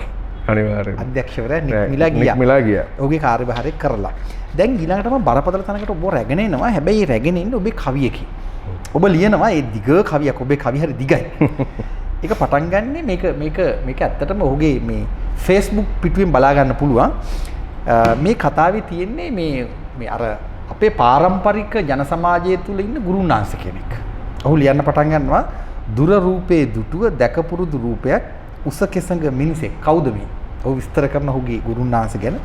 ඔහු මෙහෙම කියාගෙන යන අන්තිම කොටස දිග නිසා මම කොටසයි කියන්නේ. යාගහෝම බලිතොවිල් පරලවි නැටු මාලක්කම ගජරාමෙට ගැසු නැකත්පත් ඉරු මතින් ජීවිතයේ ඇල්ලු බරසාර මිනිසෙක්ගේ සුදු ගුරුන් අවවමන් මිශ්‍ර බුහුමන් ලැබූ ජීවිතයේ පුරාවට උස්සසුන් අහිමි වූ සංස්කෘතියේ පැතිකඩක සුදු ගුරුන් හරි අඩක් කියලා ඔබ කියනවා. මගේ ප්‍රශ්නය දැන් අපි අනේකාව අහිමි කරගන්න අනේකාව කියව ගන්න බැරි ওই ආදරණීය සංවාදයක් නැති කෙටියෙන් ආදරණීය සංවාදයක් නැති සමාජයක 2018 වෙනකොට ඉන්නේ. මේ අපට පෙර පරම්පරාවේ උරුමයක් ගැන ඔබ මේ කියන්නේ. සමහර විට 40 දශකයේ වගේ වෙනකොට දියාරුම් වෙලා ගිය එකක් වෙන්න පුළුවන් කෑලි කෑලි තිබ්බාට. ඔබට මේ සුදු ගුරුන් අහුවෙන්නේ කොහොමද? මේ සංවාදයට අදාළයි ඒක. ඒක ඇත්තටම චාප මේ මගේ පොඩි අත්දැකීමකුත් තියෙනවා ඒක ඇතුලේ. ඒ කියන්නේ අපේ වාද්දුව ප්‍රදේශයේ මේ තියෙනවා මේ මම නම කියන එක සුදුසු නෑ. කමන්නේ මම හිතන්නේ කියන්නේ. මේ මැලෑගම කියලා ගමක්. ඒ ගමේ ඔක්කොම ඉන්නේ හොඳට දක්ෂ බෙර වාදකයෝ. ඒ වගේම තොවිල් පවිල් කරන ගුරුන්වහන්සේලා. හොඳ නැට්ටු. ඒක පාරම්පරිකව ආපු එහෙම ගමක් ඒක. හැබැයි මට මතකයි මම පොඩි කාලේ ගෙවල් වලට දැන් මේ අයකින් ගොඩාක් වැඩ ගන්නවා මේ කියන්නේ තොවිල් පවිල් වැඩ එතකොට මේ හඳහන් මේ නක්ෂත්‍ර බලන්න මේ සියලු දේවල් වලට වැඩ ගන්න ගෙවල් වලට ආපුවාම මේ අයට වෙනම කුලයක් තියෙනවා. ඒක මේකේ සමාජයේ විසින් හදපු එකක් නේ. ඒ රජ්ජුරුව හදපු කුලය එහෙමම තියෙනවා. ඉතින් මේ මිනිස්සුන්ගේ මේකක් තියෙනවා මේක නිකන් මේ පහත් කියලා. ඉතින් මේ ගෙදරට ආපුහාම මේ මිනිස්සුන්ට වාඩි වෙන්න දෙන්නේ මෙන්න මෙච්ච විතර පොඩි පුටුවක්. ඒක මගේ ඇස් දෙකෙන් මම දැකපු දෙයක්. එතකොට දැන් මම මට ඉදී කාලේ ඔක මෙහෙම තේරුමක් නෑ. පස්සේ කාලෙක මම කල්පනා කළා මට යම් දැනුම් තේරුම් වෙනකොට මොන පාපයක්ද මේ? කොහොමද මෙහෙම වෙන්නේ? මහා දැවැන්ත ශක්තිමත් පුරුෂයෝ මේ කියන්නේ මේ නිර්මාණකරුවෝ මේ සෙල්ලම් මිනිස්සු නෙමෙයි. ඒ ගහන බෙර පදයක් ඡාප ආයි නෑ. ඒ කියන්නේ එහෙම ඒ කියන්නේ සමහර ශාස්ත්‍රීයවම ඉගෙන ගත්ත අයත් නෙමෙයි. නමුත් ඒක පිහිටලා මේ රටේ විවිධ ප්‍රදේශවලට වුන් යනවා ඒ බෙර ගහන්න නටන්න ඒ මොනවාද යාගහෝම බලිතොවිල් කරන්න ජව සම්පන්න මිනිස්සු ඒ ගහන කරණම් ආයි මේ කිසි කෙනෙකුට මේ කියන්නේ හිතා ගන්න චීනෙන් ගේන්න ඕනේ නැහැ. එහෙම પરම්පරාවක්. එතකොට එහෙම මිනිහෙකුට පුළුවන් ද ගෙදරක අරම පුටුවක් දෙන්න? ඉතින් මේක මේ සමාජයේ මහා දැවැන්ත තැනකට මේ අපි විසින්ම හදාගත්ත මහා ඛේදවාචක ඇතුලේ සිද්ධ වෙච්ච දේවල්. ජනක මේක මේ විදිහටම තියෙනවා දෙමළ සමාජයේ. දෙමළ සමාජයේත් ඕක තියෙනවා. මම මඩකලපුවේ ජීවත් වුණා ඉගෙනගෙන තියෙනවා. අපේ ගෙවල් වලට දැන් කුලහීන දෙවර්ගයක් ඉන්නවා. මඩකලපුව බාර් රෝඩ් එකේ අපි හිටියේ. එතකොට මේ 80 දශකයේ මුල හරි කාලයක් ඉන්නවා. ද්‍රවිඩ අසල්වැසියන්ම ඇවිල්ලා කියනවා අහවල්ලුන්ට ඉස්සරහ දුරෙන් එන්න දෙන්න එපා. ඔබ කියන උස්සසුන් පනවන්න නැතුව පහළ මිටි අසුන් දෙන්න කියලා ඔවුන් කියන ඔවුන්ගේ අය ගැන. මේක පුදුම සමාජ ඛේදවාචකයක්. මාර සමාජ ඛේදවාචකයක්. ඉතින් ඒකේ ඊළඟ ප්‍රතිඵලය වුණේ ඡාපා අද වෙනකොට මේ කිසි කෙනෙක් නැහැ. නැට්ටුව ගියා. ඔක්කොම ගියා. සියලු දෙනාම ඊළඟ પરම්පරාව මේක අතෑරියා. මොකද ඔවුන්ට මේ අවමාන විඳින්න බෑනේ. මේක වෙන අවමානයක් මිනිහෙකුට. නේ? මනුස්ස සමාජයට කරන අවමානයක් නෙමෙයි. ගෙදර මෙහෙම පුටුවක් තියෙද්දි මෙහෙම පුටුවක් දෙන එක මම මේකේ වාඩි වෙලා ඒ මිනිස්සයා අර පුටුවේ වාඩි වෙනවා. බෙර වැයීම අවමානයක්. බෙර වායා වෙනවා එතකොට. ඔව්. එහෙම තත්වයකටපත් වෙනවානේ. එතකොට ඒ නිසාම ඊළඟ પરම්පරාව මේක සහ මුලින්ම අතෑරියා. මේක මහා දැවැන්ත ශාස්ත්‍රයක් ඡාපා. අනිවාර්යයෙන්. ඒ ගුරුන්වහන්සේලව දැක්කම මට තාම මතකයි මේ රූප උඩුකය මුකුත් අඳින්නේ නැහැ. මේ කොණ්ඩ ගැට ගහලා අර පොඩි සාටකයක් වගේ එකක් උඩට දාලා මේ සෙරප්පු නැහැ, සපොත් නැහැ, මුකුත් නැහැ. අර කොටු සරොන් ඇඳලා එහෙම කණ්ඩායමක්. හරිම දැවැන්ත මේ පෞරුෂයන්. ඒ පෞරුෂයන් මේ හීන කරලා දැම්මා. උත්තන්ට සම්බන්ධ නැති වුණාට මට අවසාන දවස්වලදී පණිභාරත මුණ ගැහුණා. ඔය වර්ගයේ නොවෙන්න පුළුවන් වුණාට පණිභාරත ටිකක් මේ මොහොතේ දුර්වල විදිහකට හිටියේ. මං ඔහු සම කතා කරද්දී ඔහුට මං ගැන පොඩි ආදරෙකුත් ඇවිල්ලා ඔහු එවෙරෙම අමාරුවෙන් ගිහිල්ලා ඒ හරියට මේ බහණ්ඩේ නම් මම දන්නේ නැහැ. ඒක බෙර වර්ගයක. ඔහු ගින්නලා ඔබ කියන විදිහට වාදනය කරලා නටලත් වෙනවා මට. ඒක තමයි. ඒක දැවැන්තයි. ඔය පණිභාරත කියන්නේත් මේ. මා දැවැන්තයෙක්නේ රටේ. දැවැන්තෙක් අඩිය තියලා යනකොට ඒක දැවැන්තයි. මම මේ කතාව ඇයි ඔබෙන් ඇහුවේ දන්නවද? මම මේ ඔබේ කවි කියවගෙන යනකොට මම වෙන පැත්තක් අහුල ගත්තා. දැන් අපි කතා කරානේ දැන් ඔබේ ආදරණීය සංවාදයක්. දැන් මේ අතීත කතාව අපේ ඒක රජ දවසේ වෙච්ච යම් ප්‍රමිතිකරණයක් පස්සේ කාලේ අපි ගත්ත විදිය. 71 කැරැල්ල පිළිබඳ විවිධ පොත්පත් ලියවිලා තියෙනවා. සහ ඒ සලකුණු දිහා බැලුවාම මේක අපහාසයට ගන්න එපා කවුරුවත්. මේ ජනතා විමුක්ති පෙරමුණත් එක්ක රොද බැඳගෙන ජීවිත අතෑරලා සටන් කරන නායකින් වැඩි ප්‍රමාණයක් ඔබ ඔය කියන විදිහේ අර කුලය පිළිබඳ පීඩාවට පත්තුරු එවැනි සමාජ තීරුක අය කියලා මතයක් තියෙනවා දකුණේ විශේෂයෙන්ම. ඒ කියන්නේ කුලය නිසා පීඩාවට පත් වෙනවා ආර්ථික නිසා පීඩාවට පත් වෙනවා. එහෙමනම් උත්තරේ අපි ගන්න එක කියලා උන්ට හැංගෙන්නේ ඇති එදා. උන් බොහෝ අය මැරිලත් ගියා. අපි ඇස් දෙකටත් දැක්කා. දැන් ඔබ කියන විදිහට එක්තරා සංස්කෘතික පීඩනයක් තිබෙනවා විෂමතාවක්. ඊට පස්සේ එහි යම් තරුණ පරම්පරාවක් ගිහිල්ලා අපි අතට ගන්න ඔවුන් මරා දැමෙනවා. ඒ පිළිබඳ බුද්ධිමය සංවාදයක් ගොඩනගන්නේ මේ සමස්තයම එකට අරගෙන කියවන්නේ කොහොමද අපි? ඔව් දැන් අපේ රටේ දැන් වෙන රටක ඔහොම විප්ලවයක් කැරැල්ලක් සිද්ධ වුණා නම් ඡාප පසු කියවීමක් තියෙනවානේ. දැන් අපේ රටේ එහෙම කිසි දෙයක් නැහැනේ. දැන් අපි විජේ වීරව අහක දාලා තියෙනවා. ඒ වගේම ප්‍රභාකරන්නත් අහක දාලා තියෙනවා. අතීත සටහන් අහක දාලා කියලා මම කියන්නේ මේ ඒ සමාජ මූලයන් හොයන පැත්ත. දැන් ඇයි මේ විප්ලවය සිද්ධ වුනේ? මෙහෙම තරුණයෙක්ව නම්ම ගන්න තුවක්කුවකට මේ ඉන්න තරුණයාව තුවක්කුවක් වෙනුවෙන් නම්මන්න පුළුවන් සමාජ අසාධාරණයක් කොහොමද ගොඩ නැගුණේ? එහෙමනම් ඒ සමාජ අසාධාරණයට පිළියම මොකද්ද? මම හිතන්නේ එකම තැනක මේ අලස් මම හිතන්නේ විනිශ්චය මේ 71 කැරැල්ල සම්බන්ධ ඒ විනිශ්චය ආසනයේ හිටපු මේ ඔව් අතාරින්න අන්තිමට වැඩි. ඔව් රටින් පිට වෙනවා. නමුත් ඔහු ලියනවා නේද? මේක මේ සිද්ධ වෙච්ච විදිහ සම්බන්ධව. නමුත් එතනින් පස්සේ මේ කිසිම කෙනෙක් මේ ගැන සංවාදයක් ඇති කළේ නෑනේ රට ඇතුලේ. ඇයි මෙහෙම දෙයක් සිද්ධ වුනේ? එහෙම නොවෙන්න අපි මොකද්ද කරන්නේ? මේ සමාජ මූලයන්ට අපි කොහොමද මේ ප්‍රතිකර්ම කරන්නේ? තරුණයාට මොකද්ද තියෙන ප්‍රශ්නේ? ඒ ප්‍රශ්නේ අදටත් එහෙම්මමනේ. හෙට දවසෙත් ඒක එහෙම්මමනේ. ඒතර මේ කොතනද මේ අපි පිළියම් නොදන්නේ? එතකොට දකුණේ සිද්ධ වෙච්ච ඒ අරගලයේම උතුරේ සිද්ධ වෙනවා.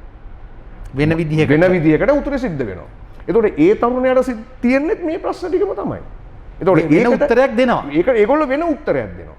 මේකට සමගාමීව ඊට වඩා භයානක විදිහට දීර්ඝ කාලීන උත්තරයක් ඒගොල්ලෝ දෙනවා. කියන්නේ LTTE අර බෝම්බ බැඳගෙන ගිය අති බහුතරයකුත් කුලහීන පීඩාවට පත් වෙච්ච පිරිසක්. ඉතින් නමුත් ඒකෙන් ගොඩ ගන්න අපි මහා දැවැන්ත සමාජීය වැඩපිළිවෙලක් අපි හදන්න ඕනනේ. ආයි මෙහෙම දෙයක් නොවෙන්න මේ හැම කෙනෙකුටම එකම දේ මේකයි ඡාපා මේ මිනිස් සුබ සාධනය කියන එක අපි අතෑරලා දාපු රටක්. අතාරිමින් ඉන්න නිදහස් අධ්‍යාපනයේ සෞඛ්‍ය සේවාව රාජ්‍ය සුබ සාධනය දැන් සම්පූර්ණයෙන්ම අතහැරනවානේ.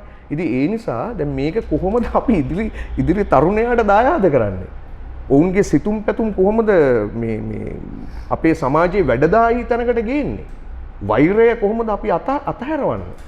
දැන් අපිට අපි ආර්ථික වශයෙන් දැඩි පීඩනයකට ඉන්නකොට කුල වශයෙන් පීඩනයක ඉන්නකොට අපි සමාජයට වෛර කරනවනේ. ඒක සාමාන්‍ය ස්වභාවික සිද්ධියක්.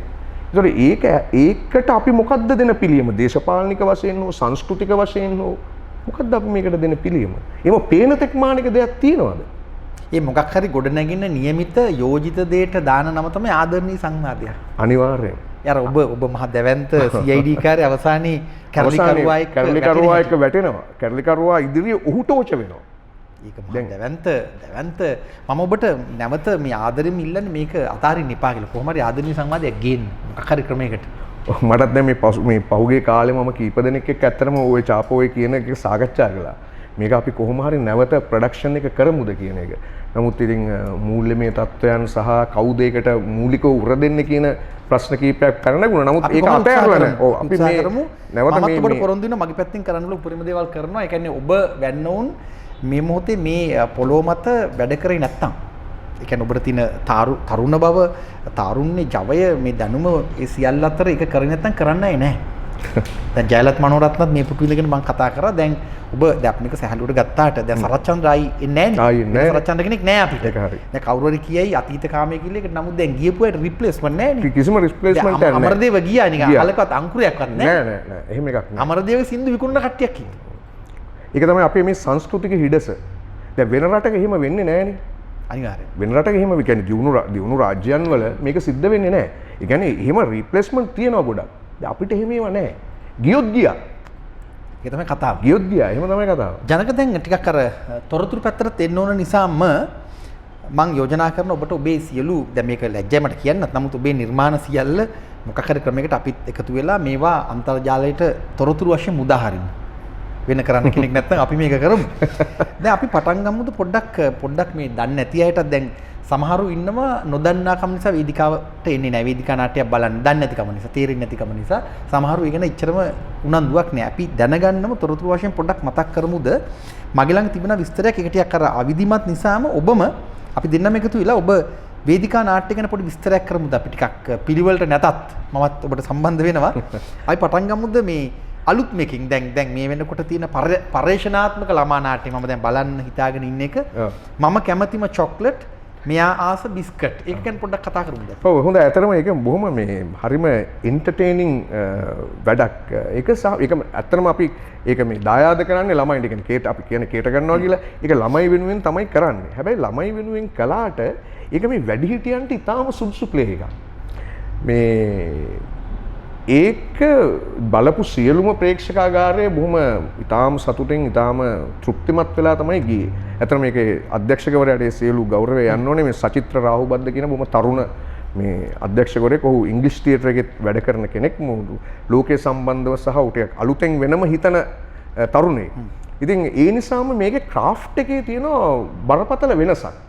ඒක මම නිකන් විස්තර කරනවට වඩා හොඳයි. මම ආරාධනා කරනවා එන්න මේ 15 වෙනිදාක් තියෙනවා මේ ලෑනල් වෙන්ට් එකේ 3:30 මේ කියලා පුළුවන් නම් කියන්නේ සැප්තැම්බර් 15 පුළුවන් නම් ඇවිල්ලා බලන්න මේ මම හිතාගෙන ඉන්නේ. අනිවාර්යෙන් මෙන්න චාපා ඒක බලන්න. මොකද ඒක හොඳ ඉතාම හොඳ ප්ලේ එකක්.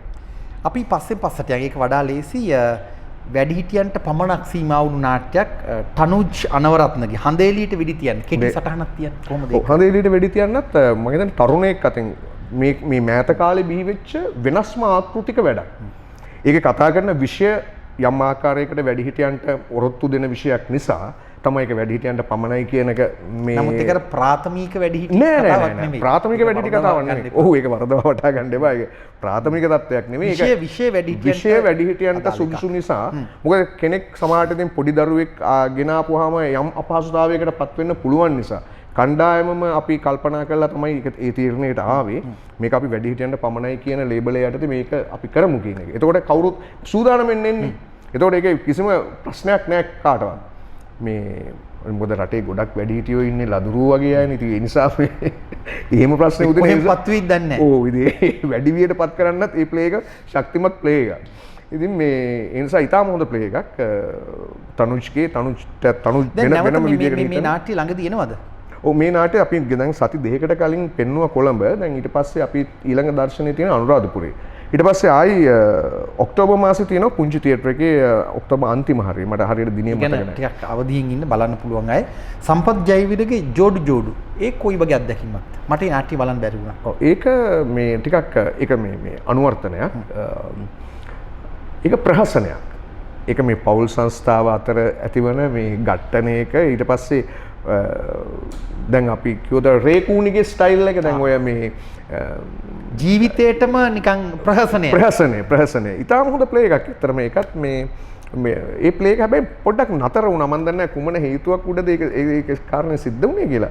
හොඳට යන්න පුළුවන් ප්ලේ එකක්, මිනිස්සුන්ව හොඳට ආකර්ෂණය කරන ප්ලේ එකක්, මිනිස්සුන්ට විනෝදාස්වාදයක්. ශිල්පීන් ප්‍රමාණය වැඩි වුණාමත් එක ගැටලුවක්. ඒක ශිල්පීන් ප්‍රමාණය වැඩි නෑ. ඇත්තටම ශිල්පීන් 6 දෙනයි හිටියේ. ඒකම නෙවෙයි නේ. ඒ කියන්නේ සාමාන්‍ය ගානක් නෙවෙයි. ඒක එහෙම ප්‍රශ්නයක් නෙවෙයි. නමුත් මේ ප්ලේ එක මම දන්නේ නැහැ මොකද්ද අතරමඟ නතර වුණා මේ ප්ලේ එක. සුළඟමට කතා කරා. ඔබ පිටපත ලියන්නේ අධ්‍යක්ෂණය කරන අශෝක ආතාවුද හිටි සමග තමයි ඒක කරන්නේ. ඔබේම නිර්මාණයක් සුළඟමට කතා කරයි. ඒ මොකද්ද ඒ කතා වස්තුව කොහොමද ඔලුවට එන්නේ ඔබට? නෑ ඕක ලියවෙන්නේ ජාපා මේ යුද්ධයේ උපරිම අවස්ථාවක. ලියවුණාට පස්සේ මේක නිර්මාණය කරගන්න විදිහක් නැතුව අවුරුදු 1කමාරක් විතර මගේ අතේ තිබුණා. ඊට පස්සේ මට ප්‍රොඩියුසර් කෙනෙක් හම්බ වුණා. මේ ඔහු කිව්වා මම ජනක මම උදව්වක් හැටියට කරන්නම් කියලා. ඔය ඇත්තටම මේ එයාගේ නම මම සඳහන් කරන්න ඕනේ කුමුදුමලි. එයා කැනඩාවේ ජීවත් වෙන්නේ. ඉතින් එයා මට කිව්වා මේ කමක් නැහැ. මට මේකෙන් ලාභයක්වත් මේ මොනවත් එපා මේ ප්ලේ එක කරන්න කියලා. මම මේක විස්තරේ කිව්වා.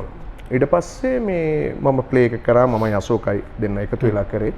මේකේ පොඩි වෙනස් හැඩයක් තිබ්බ චාපා මේ පළවෙනි වතාවට කියලා කියන එක එහෙම සුදුසුත් නෑ. මේක ලෝකේ ගොඩාක් මේ කරන ක්‍රමවේදයක්.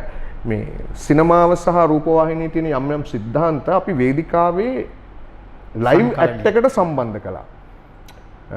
ඔයාලට අන්තර්ජාලයට ගියොත් මම හිතන්නේ බලන්න පුළුවන් YouTube එකේ එක පොඩි ක්ලිප් එකක් තියෙනවා ඒකේ ගොඩක් දේවල් නැහැ පින්තූර නැහැ. දැන් අපි ඒ වීඩියෝ ක්ලිප් එක ඔබට බලන්න දෙනවා.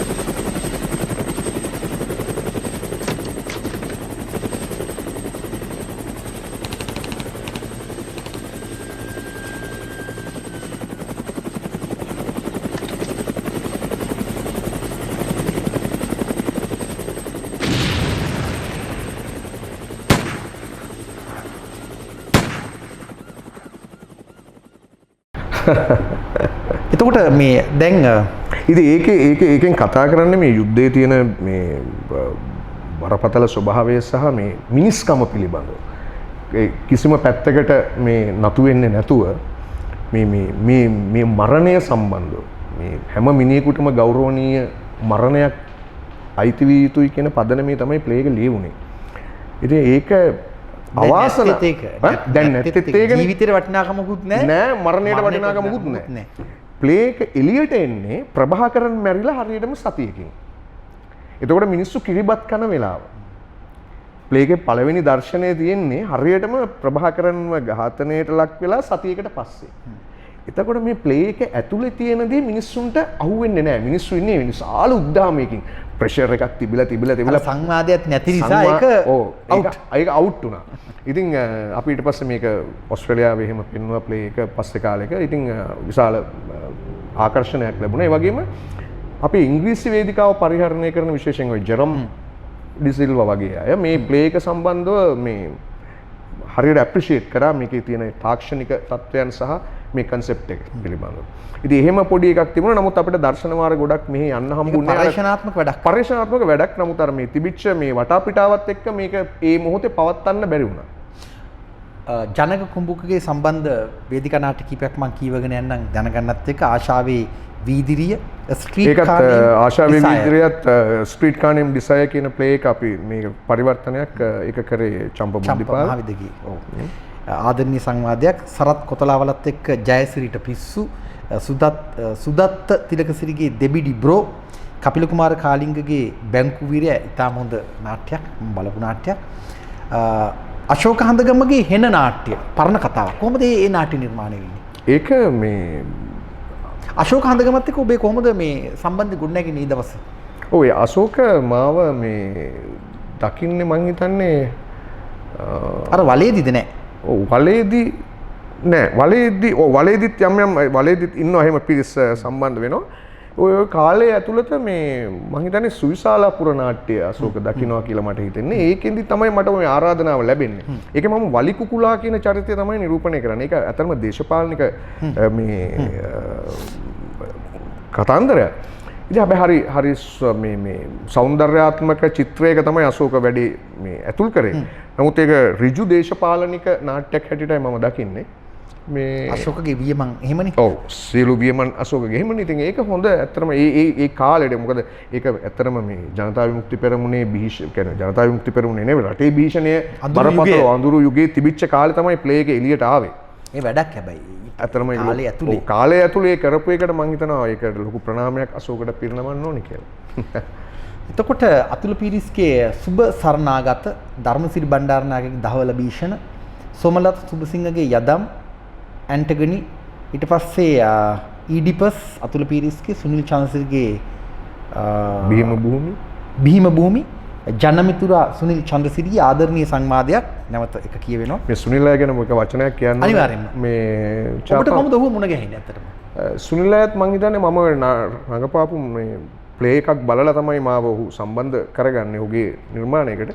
ඒ සම්බන්ධ කළාට පස්සේ සුනිල් අය සම්බන්ධව මේ අපේ මේක ඇතුලේ ඒ තරම් ලොකු පැහැදීමක් තිබුණේ නෑ. මේ සුනිල් අය නිතරම ආරවුල් ඇති කරගන්නවා. අන්න එහෙම මතයක් තමයි ඔහු සම්බන්ධව තිබුණේ. හැබැයි කිසිම දවසක ඔහු මගෙත් එක්ක ආරවුලක් ඇති කරගත්තේ නෑ. මොකද ඔහුට තේරුණා මේ විෂය සම්බන්ධව අපි අතර තිබිච්ච අවබෝධය. සහ මේ ඔහු යම් බහරදූර වැඩක්, ඒ කියන්නේ බහරදූර නිර්මාණයක් කරද්දී මුලින්ම ඔහු මන් දන්නේ ඒක මොන හේතුවක් උඩද කියලා ඔහු මාව හොයාගෙන එනවා. ඇවිල්ලා කියනවා ජනක මම මෙහෙම වැඩක් කරනවා සම්බන්ධ වෙමුද. දැන් ওই අවස්ථා තුනම එහෙමයි.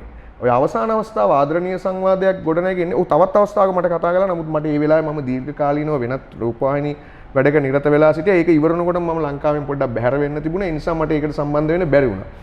ආදරණීය සංවාදයේත් එහෙම අවස්ථාවක්. ඔහු මගේ නිවසට ඇවිල්ලා කිව්වා ස්ක්‍රිප්ට් එකක් අරගෙන ජනක මම මේ වැඩක් කරනවා. ඉන්න මේක අලුත් වැඩක්.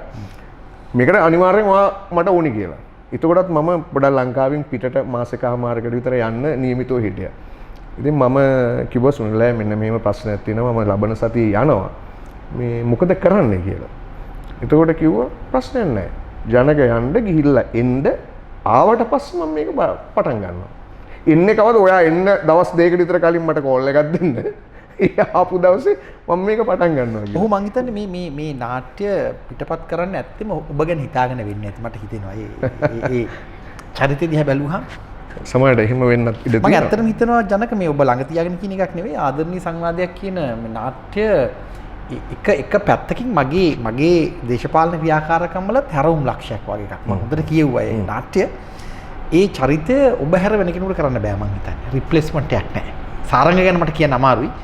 අනිවාර්යයෙන්ම ඔබට රිප්ලේස්මන්ට් එකක් නැහැ. මට ඒක පෙන්වන්න විදිහක් නැහැ අවාසනාවකට. අඩුතරම රූපරාමයක්වත්. ඊළඟට දැන් ජයලත් මනෝරත්නගේ පුත්‍ර සමාගමේ ඔබ ඉන්නවා. ශ්‍රියන්ත මෙන්ඩිස්ගේ පාදඩ අසපුව, බන්දුලු විතානගේගේ රෝමේ ගිනිගනි, රාජිත දිසානායකගේ සක්පා දාවල. තව නොකිය වෙච්ච ටෙලිනාට්‍ය තියෙනවද මේ අතරේ? ඔය නෑ ඔය වේදිකා නාට්‍ය. වේදිකා නාට්‍ය අතර. නොකිය වෙච්ච මට එක මොහොතක කල්පනා වෙන්නේ මේ චාපා මේ අපි සුවිශාලාපුර සෙල්ටැම්බර් සයනේ සිහින ගැන කිව්වා. දැන් ජනක මරදානේ තාක්ෂණික විද්‍යාලේ ඉන්න කාලේ යුද්ධයට විරාමයක් කියලා නාට්‍යයකට පෙනී හිටිනවා. ඒ නාට්‍ය අන්තර් විශ්වවිද්‍යාල බල මණ්ඩලයේ එක්ක විශ්වවිද්‍යාල මට්ටමිනුත් සම්බන්ධ වෙනවා. හොඳම නාට්‍ය හැටියට තේරෙනවා. ඒ වගේම ඔබ හොඳම නාට්‍යකරුවා බවට පත් වෙනවා. නළුවා. The best actor. හොඳම නළුවක් බවට පත් වෙනවා. ඔය සුනිල් අයගේ ප්ලේස් වලත් එහෙමයි. සුනිල් අයගේ ඔය බීම භූමියේ රාජ්‍ය නාට්‍ය වල හොඳම නළුවා. අපි ගැන කියමු ඊළඟට. මම ඒ වගේ සටහනක් තියෙනවා. අපි ඒ ටිකත් අපි කතා කරලා මම හිතනවා මම ඒ ගැන සටහනක් තියෙනවා මගේ අතේ. ඒ ගැන ඔබෙන් අහනට වැඩි නිකන් මම කියන එක හොඳයි කියලා මට හිතුණා. අපි ගැන කතා කරමු. දැන් අපි ටෙලිනාට්‍ය ගැන කතා කරලා ඉවර කරමුද? වේදිකා නාට්‍ය වලින් ටෙලිනාට්‍ය වලට අපි කාලය ඉතුරු කරගන්න. දැන් ඔබ සමහර විට බොහෝ විට මේ ජනකව දැකලා ඇත්තේ වේදිකා නාට්‍ය වල නෙවෙයි. ඇත්තම ටෙලිනාට්‍ය. ටෙලිනාට්‍ය වල මෙගා ටෙලිනාට්‍යයක් තිබුණා. සමහරු බනිනවා. හැබැයි ඔබ දැවැන්ත වැඩක් කරා. සල්සපුණා, කොන්කල දෝනි, බටහිරහස මේ නාට්‍ය තුන දැන් ඇවිල්ලාද ඔව් එන්න මේ තියෙනවද? ඒම මේ මෑත කාලේ ඉවර වෙච්ච නාට්‍ය. විකාශය වෙන නියමිතේවද? විකාශනය වුණා. වුණා. විකාශනය වෙලා ඉවරයි ඒවද. කනගාටු වෙ ගැන බැලෙන්නේ නැති ප්‍රශ්නයක් මට තියෙන ඔබ ඒවා බලන්නේ නැති. ආනන්ද අබේනායකගේ පහන් සිලුව අපූර්ව පොත ඒකාංගික ටෙලිනාට්‍ය මුල් කාලේනේ. ඒ 80 දශකයේ. ඔව්. 80. ඔබ කෝපිකඩේ පිනාගේ චරිතය රඟපානවද ITN? රඟපෑවා. රඟපෑවා. ඒක මගේ ආරාධනාව. කොහොමද මේ අවස්ථාව ඉන්නේ ඔබට? ඒක මට ජනක මහල්පත් තමයි ඒ වෙලේ ඔහු ITN එකේ ඒක බාර හිටියේ. එතකොට ඒක ඇත්ත නෑ. ඔහු තමයි ඒක කැමරා අධ්‍යක්ෂණය කරේ. ඒක බාර හිටියේ ඇන්ඩ්‍රු ජයමාන්. අපි අතින් මිය ගිය තාම ලංකාවේ තාම දැවැන්තෙක්නේ. ඒතකොට ඔහු තමයි මේක බාර හිටියේ. මේ එතකොට මට ජනක තමයි ආරාධනා කළේ මේ පිනා කියන චරිතයට. ඒක මේ පන්සලක ඇබිත්ත කොල්ලෙක්. මට හීනි මතකයක් තියෙනවා පොඩ නැමිල වගේ. ඔව් මේ කේසරයා බොහොම මේ කියන්නේ පෞරුෂය හැකිලෙච්ච අතිශය නිකන් අසරණ භාවයට පත් වෙච්ච වගේ නිකන් අර පන්සල් වල එහෙම ඉන්නේ අර අති නිකන් බොහොම දුර්වල ඇබිත්තියෝ. අන්න එහෙම චරිතයක්. හැබැයි ඒ කොහොම කෙටි කාලයක් මම කරේ. ඒ කෙටි කාලේදී ඒක අතිශය ජනප්‍රිය වුණා. ඒ ඉතින් මම එතකොට මට හිතුණා බ්‍රෑන්ඩ් එක කියලා බය හිතුන්නේ නැද්ද? ඒකම තමයි මම අයින් වුණේ. ඒ නිසා මම පස්සේ ඔවුන්ට කිව්වා මේක තවදුරටත් මට යන්න අමාරුයි. මොකද එහෙම ගියොත් මම පිනාම වෙනවා. ඉතින් ඒ නිසා මට සමාවෙන්න මම පොඩ්ඩක් මේකෙන් අයින් වෙන්නම් කියලා. ඉතින් එහෙම තැනක මම හැබැයි මම එපිසෝඩ් මම හිතන්නේ 25ක් 30ක් විතර වගේ එක දිගට කරා. ඒ කෝපිකඩේ ජනප්‍රියම කාලේ. ජනප්‍රියම කාලේ. එතකොට මේ ඔබ මෙගා ටෙලිනාට්‍යවල රඟපාලා තියෙන වසුදා නිදි කුමාරි දාමිනි. ඔබ මේ ඒවා මෙගාද නැද්ද කියලා මන් දන්නේ නැහැ. ඒ කියන්නේ විශාල වශයෙන් එක කතාව ගියා. හුඟක් ජනප්‍රිය වුණා වසුදා. මම හිතන්නේ මිනිස්සු නිකන් කට අරගෙන බලන් හිටපු නාට්‍ය. ලංකාවේ පළවෙනි අත්දැකීම කියන්නේ අත්හදා බැලීම තමයි වසුදා. ඒ කියන්නේ දින පහම. ඊට කලින් මම රඟපෑවා මේ දාමිනී සහ නිදි කුමාරි කියන මේ දිගමේක වසුදා. ඔව් දිගම පළවෙනි අත්හදා බැලීම. නමුත් ඒගොල්ලෝ පොඩි ටෙස්ට් රනින් එකක් දුන්න අර දෙකට දවස් දෙක දාලා බැලුවා කොහොමද කියලා. නිදි කුමාරි දාමිනී. එහෙම දාලා තමයි ඊළඟට වසුදා පටන් ගත්තේ. මේ ඒ දවස්වල වසුදා කියන්නේ මිනිස්සු බනිනවා ගෙදර වැඩ කරන්නේ ඇත්තටම මේ දෙකෙන් බලලා. චාපා මේ වසුදා එක ගැන කියනෝනේ වසුදා එක මේ මම නෙවෙයි ඇත්තටම මුල්ම ආරාධනේ. වෙනත් ශිල්පීන් දෙන්නෙක් තුන් දෙනෙක් අතර ගිහිල්ලා කවුරුත් මේක බාර ගන්න බය වුණා. මොකද පළවෙනි විලන් ලංකාවේ මෙගා පළවෙනි මෙගා හිස්ටරි එකේ පළවෙනි විලන්. ඒකට විලන් කෙනෙක් ප්ලේ කරන්න ශිල්පීන් බයයි. මොකද ප්‍රේක්ෂකයින්ගෙන් අතහැරේ කියන එක. ඊට පස්සේ මට ආරාධනා කරා මම බැලුවා මේකේ තියෙන රංග වපසරේ කොහොමද කියන එක. ඊටාම දැවැන්ත විදිහට මේක ප්ලේ කරන්න පුළුවන්.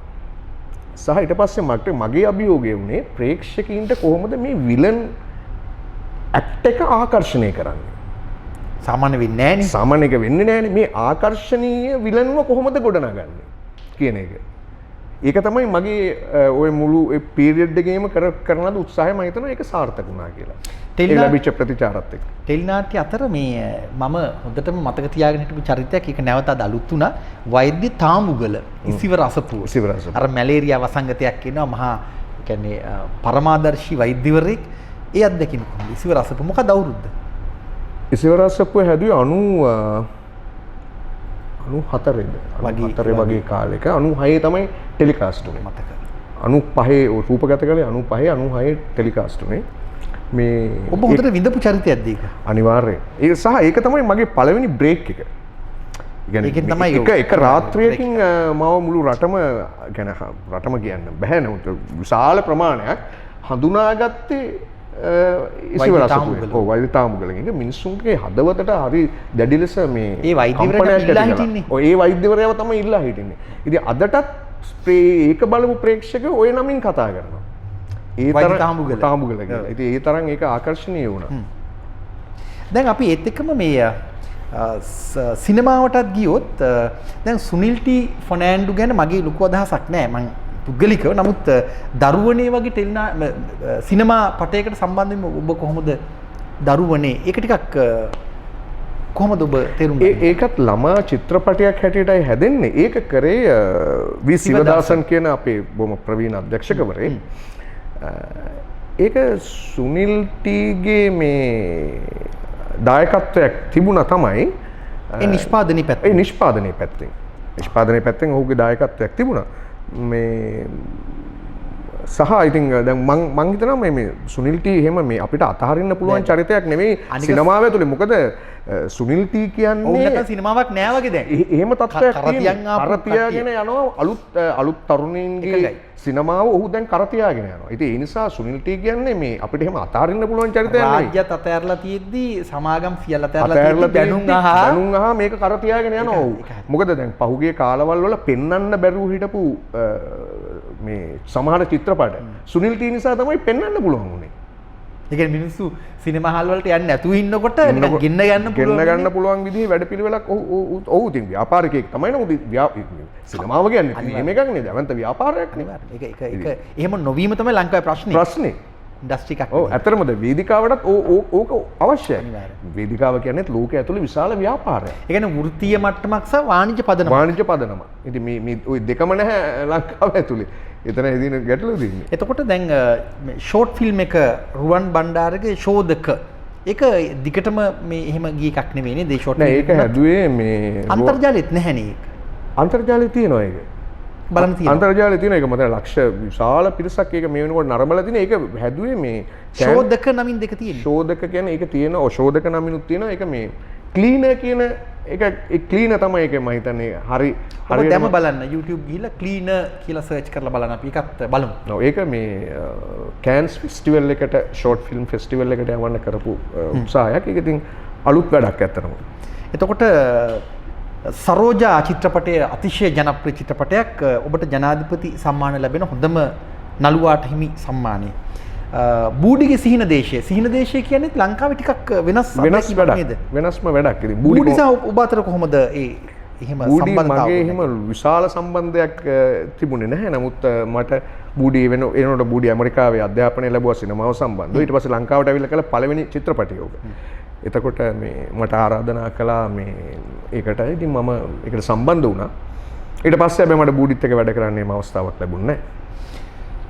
ඊළඟට සිරිමල් විජේසිංහගේ පැංචු 7යි ෆේස් ටු ෆේස් අනුවර්තනයක් විදිහට රුවන් බණ්ඩාර මුහුණට මුහුණ හර්ෂණ රාජකරුණාගේ හොරා අංකල් උදුම්බරා සිනමා පටය ඒක නිෂ්පාදනය කරන චමත් රාජ් ඉන්දියානු අධ්‍යක්ෂකවරයා. එතකොට නිෂ්පාදනය සිරස ආයතනයෙන් කරන්නේ. සිරස ආයතනයෙන් නිෂ්පාදනය කරන්නේ අධ්‍යක්ෂකවරයා චමත් රාජ්. ජනක ඔබට දැන් සිනමාවේ තිබෙන අත්දැකීම් එක්ක ලංකාවේ අධ්‍යක්ෂවරු සහ මේ චමත් රාජ් වගේ ඉන්දියානු අධ්‍යක්ෂවරයෙක් අතර කොහොමද දැනෙන වෙනස? මෙහෙම යවුන් දැන් ලංකාවේ අධ්‍යක්ෂකවරු ඊටාම කියන්නේ බොහොම නිර්මාණශීලී අය ඉන්නවා විශාල පිරිසක්. දැන් අපි එහෙම නම් උදාහරණ අපිට ගොඩාක් තියෙනවානේ. පතිරාජගේ ධර්මසේන පතිරාජගේ ඉඳලා පටන් ගත්තොත් ධර්මශ්‍රී බණ්ඩාරනායක කියලා ඊට එහා පැත්තේ ලෙක්ස්ටර් මහත්තයාගේ ඉඳලම අපිට එහෙම විශාල නම් වාසකම් ගොඩක් තියෙනවානේ. ඉතින් අද තරුණයා අද ඉන්න තරුණීන් අතරත් එහෙම විශාල නිර්මාණාත්මක හැකියාවක් තියෙන පිරිස ඉන්නවානේ. දැන් ජාත්‍යන්තරව සම්මාන ලබනවා. දැන් එහෙම ලොකු වැඩපිළිවෙලක් සිනමාව ඇතුළේ යනවා. ඒතකොට මේ ඉන්දියානු අධ්‍යක්ෂකවරුන් අතර ඊට වඩා පොඩි අපේ සංස්කෘතිකමය පොඩි වෙනසකුත් තියෙනවා. සමානාත්මතාවයන් තියෙද්දිත් පොඩි වෙනසක් තියෙනවා. වුන් ටිකක් කල්පනා කරනවා මේ ෆ්‍රේම්වර්ක් එක සම්බන්ධව. ටිකක් බරපතල විදිහට. ඒ කියන්නේ මේ උන්ට හැම වෙලාවෙම අවශ්‍යයි මේ සොඳුරු රූපරාම. අන්න එහෙම එකක් තියෙනවා උන්ගේ. උන්ගේ ෂූට් කරන ස්ටයිල් එකත් අපේ අයට වඩා පොඩි වෙනසක්, අපේ ක්‍රමවේදයට වඩා පොඩි වෙනසක් තියෙනවා. ඒ ගන්න ෂොට්ස් වල මෘදු ගතියක්. ඔවුන් හැම විටම කල්පනා කරන්නේ ප්‍රේක්ෂකාගාරය ගැන. ඒක ඔවුන් නිතරම කියන එකක්. ඔවුන් කියන්නේ මේ මොකද ප්‍රේක්ෂකයා ඉන්න තැනත් ඔවුන් නිතරම සංසන්දනය කරමින් තමයි ඔවුන්ගේ රූපරාම ඔවුන් ගොඩනගන්නේ. ඒක තමයි තියෙන වෙනස. දැන් අපි සමහර වෙලාවට අපිට කරන්න ඕන දේ අපි ප්‍රේක්ෂකාගාරය සමහරට අතෑරලා කරනවනේ. දැන් එහෙම වුණාම අපි පොඩ්ඩක් හුදකලා වෙනවා. ඒතර ප්‍රේක්ෂකයෝ අපිව අතාරිනවා. ඒ කියවීම ටිකක් බරපතල ඒ කියන්නේ සමහරට අධ්‍යක්ෂකවරයාගෙන්ම විමසන්න වෙනවා. දැන් එහෙම එකක් ඔවුන් අතර නැහැ. දැන් සමහර නැහැ විවිධ අධ්‍යක්ෂකවරු ඉන්නවා. ඉන්දියානු අධ්‍යක්ෂකවරු විශේෂයෙන් කේරළීය චිත්‍රපට. ඔය සමහර මලයාලම් චිත්‍රපට. ඒවා ඊටාම ප්‍රබල ගණයේ සම්භාව්‍ය චිත්‍රපට. නමුත් දැන් මේවා කමර්ෂල් කියන්නේ වාණිජ්‍යමය තත්ත්වයෙන් පවතින දේවල්. එතකොට උන් ඒකේ භාවිතා කරන ක්‍රමවේද ගන්න රූපරාම ටිකක් වෙනස්. ඒක පරිශනාත්මක මට්ටමක් සහ වෘත්තීය මට්ටමකුත් ඒ තුළ තිබෙනවා. තියෙනවා. අනිවාර්යයෙන්ම තියෙනවා. මොකද උන් හැම තත්පරේම කල්පනා කරන්නේ ප්‍රේක්ෂකාගාරයේ රඳවන විදිය. ප්‍රේක්ෂකයන්ට කොහොමද ඒක දෙන්නේ? සමහර වෙලාවට දැන් අපි දැන් කන්ටිනියුටි ප්‍රශ්න දැන් අපි එහෙම හිතනවනේ දැන් ඒක සාමාන්‍ය ප්‍රේක්ෂකයන්ට තේරෙන්නේ නැහැ කන්ටිනියුටි කියන්නේ මේ දැන් නමුත් ඔවුන්ට ඒ සම්බන්ධ ඔවුන් ඒව තකන්නේ නැහැ. උන් කියන්නේ ඒක වැඩක් නැහැ. මිනිස්සුන්ට මේ රූපරාමෝ කොහොමද අපි මිනිස්සුන්ට ගෙනියන්නේ? එච්චරයි ඕන වෙන්නේ. ඒ කියන්නේ බොලිවුඩ් කොලිවුඩ් සිනමා එච්චර ජනප්‍රිය වෙන්නේ මේ පදනම නිසා වෙන්නේ. ඒ පදනම නිසා වෙන්න පුළුවන්. ඒ රූපගත කරන විදිහත් එක්ක. ඒ ස්ටයිල් එක වෙනම එකක්. ඒක ඉතින් අපේ අය දැන් අපිට පේනවනේ ඔය දැන් ඉන්දියානු මේ ටෙලිනාට්‍ය කොයිතරම් මෙහි ආකර්ෂණය කරලා තියෙනවද කියලා අතිශය බාල බොළඳ ඒවා. නමුත් ඒවා මේ ටෙක්නික්ස් වෙනස්. අන්න එතන තමයි ඒක තියෙන්නේ. ඒ භාවිතා කරන තාක්ෂණික ක්‍රමවේදය වෙනස්. ඒතර ජනක සුනිත් මාලිංගගේ තුන්වරක් තුන කියන්නේ මොන වගේ නිර්මාණයක්ද? ඒකත් ටිකක් රහස් පරීක්ෂක කතාවක්. ඒකත් ළමයි වෙනුවෙන් තමයි කරේ. මේ තාම මේ චිත්‍රපටය එන්න නියමිතයි තාම ඒ එළියට ආවේ නෑ. දැන් ජනක ඔබට ලැබුණු සම්මාන පිළිබඳ විස්තරයකුත් මම ඉදිරිපත් කරන්න ඕන. හේතුව දැන් අපි ශිල්පීන් ගැන කලාකරුවන් ගැන දන්නේ නැත්නම් රටක් හැටියට ලැජ්ජ වෙන්න ඕන ප්‍රශ්නයක් තියෙනවා. ඒ නිසා ඒ ගැනත් ඔබට තොරතුරු ඉදිරිපත් කරන මේ කතා කරන අතරෙම දැන් මම කැමති ඔබ වෙන මානයකට අරගෙන යන්න. දැන් මේ වෙනම පැත්තක්. දැන් ඔබ ශිල්පියෙක් හැටියට ශිල්පීය පෞරුෂය ගොඩනගාගෙන තියෙනවා. ඔබේ හඬ, ඔබේ රංගන පෞරුෂය මේ සියල්ල තුල ඔබට තියෙන්නේ අර ජානගත කතාවක් ඇති. එහෙම කතාවක් ඇති. නමුත් මේ අභ්‍යාසය කොහොමද ඔබ ගන්නේ? ඒ කියන්නේ අභ්‍යාස කිරීම සඳහා කියන්නේ රිහර්සල් වලට වැඩි කාලයක් වෙන් කරනවද? ඒ භාවනාවක් වගේද අධ්‍යයන කටයුතු කොහොමද? ඔව් ඇත්තටම මේ ශිල්පියෙක් වැඩෙන්නේ අධ්‍යයනයත් එක්ක. ඒ අධ්‍යයනය කියන්නේ ඡාප මේ පුහුණු වීමම කියන්නේ මේ ඇක්ට් එක පුහුණු වීමම නෙමෙයි. ඇක්ට් එක පුහුණු වීම අත්‍යවශ්‍යම සාධකයක්. නමුත් ඊට පරිබාහිරව තියෙනවා සමාජීය සාධක. ලෝකයේ පිළිබඳව අපි හිතන විදිය, ලෝකයේ අපි ග්‍රහණය කරගන්න විදිය, සමාජයේ වටපිටාව ග්‍රහණය කරගන්න විදිය. මේ සියල්ලම මේ ඇක්ට් එකට බලපානවා. අපේ දේශපාලන කතිකාවන් කොහොමද? අපේ මේ මොහොතේ පවතින දේශපාලන වටපිටාව මොකක්ද? මේ සමස්තයම බලපානවා රංග ශිල්පියෙකුට හෝ ශිල්පිනියකට තමන්ගේ ඇක්ට් එක වර්ධනය කරගන්න. ඊට අමතරව පුහුණු වීම සහ අපි මේ චරිතය පිළිබඳව අපේ දැක්ම අධ්‍යක්ෂකවරයා අපිට මේ චරිතය ලබා දුන්නාම ඔහු මේක ගොඩනගන විදිහත් එක්ක අපි මොකද්ද මේකට දෙන දායකත්වය? ඒ කියන්නේ ඒ සමාජ වටපිටාව ඇතුලේ. දැන් අපි හිතන්නකො පරිවර්තනයක් කියලා. දැන් ආදරණීය සංවාදයක්ම ගන්නකො. දැන් මම ඇත්තටම වැඩි වශයෙන්ම දායක වෙලා තියෙන පරිවර්තන වල. දැන් ධර්මසිරි බණ්ඩාරනායකගේ මකරාක්ෂය. එතකොට සුනිල් චන්ද්‍රසිරි කරපු මකරාක්ෂය ගැන කියන්න බැරි වුණා අපිට. ඔව් ඒක පොඩ්ඩක් මිස් වුණා. මේ ඒ සුනිල් චන්ද්‍රසිරි කරපු නිර්මාණ තුනම පරිවර්තන. ඒවා අනුවර්තන හැටියට එන්නේ. නමුත් ඒවා පරිවර්තන. එතකොට සෝමලතා සුබසිංහ මිස් කරපු ඇන්ටිගනි ආදරණීය සංවාදයක් අනුවර්තනයක්. ඒක පරිවර්තනයක් හැටියට ගත්තට ඒක අනුවර්තනයක් හැටියට ආවේ. මේ මම හිතන්නේ බහුතරයක්ම මේ එතකොට ස්ට්‍රීට් කාන් එම්ඩිසයි මේ ආශාවේ වීදිරිය ඒ ඔක්කොම පරිවර්තන වලට තමයි මම වැඩිපුරම දායකත්වය ලැබලා දීලා තියෙන්නේ. මාව සම්බන්ධ කරගත්තෙත් ගොඩක්ම එහෙම නිර්මාණ වලට. එතකොට දැන් එහෙම චරිතයක් ලැබෙනකොට අපි කොහොමද ඒ පරිසරය හොයාගන්නේ? එතකොට ඒ පරිසරය කොහොමද මේ අපේ තියෙන දේවල් එක්ක සමපාත කරන්නේ? ඉතින් ඒක මේ රංග ශිල්පියාගේ කාර්යය. අධ්‍යක්ෂකවරයාගේ උපදෙස් සියල්ල ඇතුව අපේ සොයා යෑම මොකද්ද? ඉතින් මේව ඇතුලේ තමයි ඡාපා මේ චරිතයක් ගොඩනගන්නේ. දැන් අර ඔබගේ රංගනය තුල මං හිතන්නේ මට මතක බැංකු වීරයා වෙන්න ඕනි. අර ඔබ රවට්ටනවනේ. ඒ කියන්නේ බැංකු හොරාව රවට්ටනවා. දැන් ඇත්තටම මේ මට හිතා ගන්න බැරි වුණා. දැන් අර ඔබ මං ඇත්තටම හිතුවේ ඔබ නිකන් ඊටාම හොඳ බොහොම මේ හොඳ මේ කියන්නේ රහස් පරීක්ෂකවරයෙක් කියලා මට හිතුනේ. හමුදා නිලධාරියෙක් කියලා. දැන් මේ මම අහන ප්‍රශ්න ටිකක් මේක ටිකක් ගොන් කතාවක්. හැබැයි මට දැනගන්න ඕනි දැන් ඔබ මේ රංගනයට ඇතුළු වෙනකොට දැන් ඔබ මුලින් ඉන්න දැන් අපි ඇත්තටම දැන් සාමාන්‍ය මිනිස්සු ඔක් කරනවනේ. මිනිස්සු රවට්ටනවනේ. හිතා ගන්න බැරි විදියට. දැන් මේ රංගනය කොහොමද ඔබ ඇබ්සෝබ් කරගන්නේ? කියන්නේ ඔබ හොඳ චරිතයක්. ඔබේ බැල්ම, හඬ, අර මෘදු විලාශය, අර හොරකම තියාගෙන ඒ කියන්නේ කොහොමද මේ ඇක්ට් එක මාරු කරන්නේ? ඒක ටිකක් අමුතු ප්‍රශ්නයක් මම අහනවා. ඔව් ඒක අමුතු ප්‍රශ්නයක්. හැබැයි ඒක තමයි ඉතින් මම හිතන්නේ ශිල්පියාගේ පැත්තෙන් ශිල්පියාට ඔබ ඇත්තට එහෙම කෙනෙක් නෙමෙයි මම දන්න විදිහට. දැන් රංගනය කියන්නේ චාපා ඇත්තටම මේ වෙනස් වූ විද්‍යාවක්නේ. දැන් අපේ රටේ මේක විද්‍යාවක් හැටියට භාවිතා වෙන්නේ නැහනේ. ලෝකේ මේක විද්‍යාවක්. අනිවාර්යෙන්. මෙතන කලාව යනු විද්‍යාව. කලාව යනු විද්‍යාවක්. ඒතකොට මේක ඇතුළට අපි මේ කෙමිස්ට්‍රි එක අපි කොහොමද ගේන්නේ ස්ටේජ් එකට? ඒක තමයි අපේ අභ්‍යාසය. සහ අපේ අධ්‍යයනය. එතකොට චරිතයක් ලැබුණාම දැන් පොලිස් නිලධාරියෙක් කොහොමද මේ පොලිස් නිලධාරියාගේ හැසිරීම රටාව? එතකොට ඔහු නිකම් පොලිස් නිලධාරියෙක් නෙවෙයි. ඔහු එවන්නෙම මේකට පුරුදු පුහුණු කළා මේ සම්බන්ධව මේ ටැකල් කරගන්න පුළුවන් අවසාන සීමාව ඉඳගෙන හරි මේව ටැකල් කරගන්න. එතකොට ඒක කොහොමද මේ මනෝභාවයන් කොහොමද අපි වේදිකාවක දිගහරින්නේ කියන එක තමයි අභ්‍යාසය. ඒක ඉතින් ශිල්පීය කියන්නේ අපි ශිල්පිය ඇතුලේ තියෙන එක්තරා විද්‍යාවක්. ඉතින් ඒක මේ වචන වලට පෙරලීම ටිකක් අපහසු කාර්යයක්. ඒ කියන්නේ මම නැවත කිව්වොත් දැන් අපිට තේරෙනවා අපි හිතමු දැන් XYZ ආදී වශයෙන් අපි දන්න වේදිකා නළුවෝ දැන් අපිට තේරෙනවා දැන් මේ එන්නේ මේකට තමයි. ඒ කියන්නේ අපිට දැන් තේරෙනවා මුල හරියදීම මෙයා මේ බොරුවක් කරන්නේ කියලා. ඒක එසේ නොවන ආකාරයෙන් රංගගත කිරීම. මේ වචින් හරියද මන්ද රංගගත කිරීම කියන්නේ ලොකු විද්‍යාවක් එතකොට. ඔව් ඒක පැහැදිලිවම විද්‍යාවක්. රංගනය කියන්නේම විද්‍යාවක් නේ ශාපා. ඒක විද්‍යාවක්. එතකොට ඒක කොහොමද අපි අල්ලගන්නේ? ඔබ හරි වචනයක් පාවිච්චි කරා. ඒ කියන්නේ අර කෙමිස්ට්‍රි එක කොහොමද මේක ඇතුළේ තියෙන කෙමිස්ට්‍රි එක අපි කොහොමද මාරු කරන්නේ? ඒක වැඩක්. ඒක ඇත්තම වැඩක්. ඒක වෙනම වැඩක්. ඉතින් මේ වැඩේ අපේ රටේ ගොඩක් අයට දැනෙන්නේ නැත්තේ අපිට ආයතන පද්ධතියක් නැහැනේ. මේ ශිල්පී පුහුණු කරන විද්‍යානුකූල ආයතන පද්ධතියක් අපිට නැතිකම තමයි චාපා මේකේ තියෙන ප්‍රශ්නේ. දැන් අපි තැනකට ගියාම ඔබ ඒවා ස්වයං අභ්‍යාසද කරන්නේ? කියන්නේ ඉගෙන ගන්න තරම් නැහැ. ඉගෙන ගන්න තරම් නැහැ නේ. ස්වයං අභ්‍යාස තමයි කරන්නේ. මම අර ඉගෙන ගන්න තැන් හැටියට මම කියුවා දැන් ඔය ආචාර්ය හත්තිට්ටුගමත් එක්ක ඒ අතීත කතන්දර ටික. ඒතකොට ජර්මන් ජාතික නාට්‍යකරුවත් එක්ක සෝමලතා සුබසිංහ මිස් එක්ක වැඩිච්ච එකම.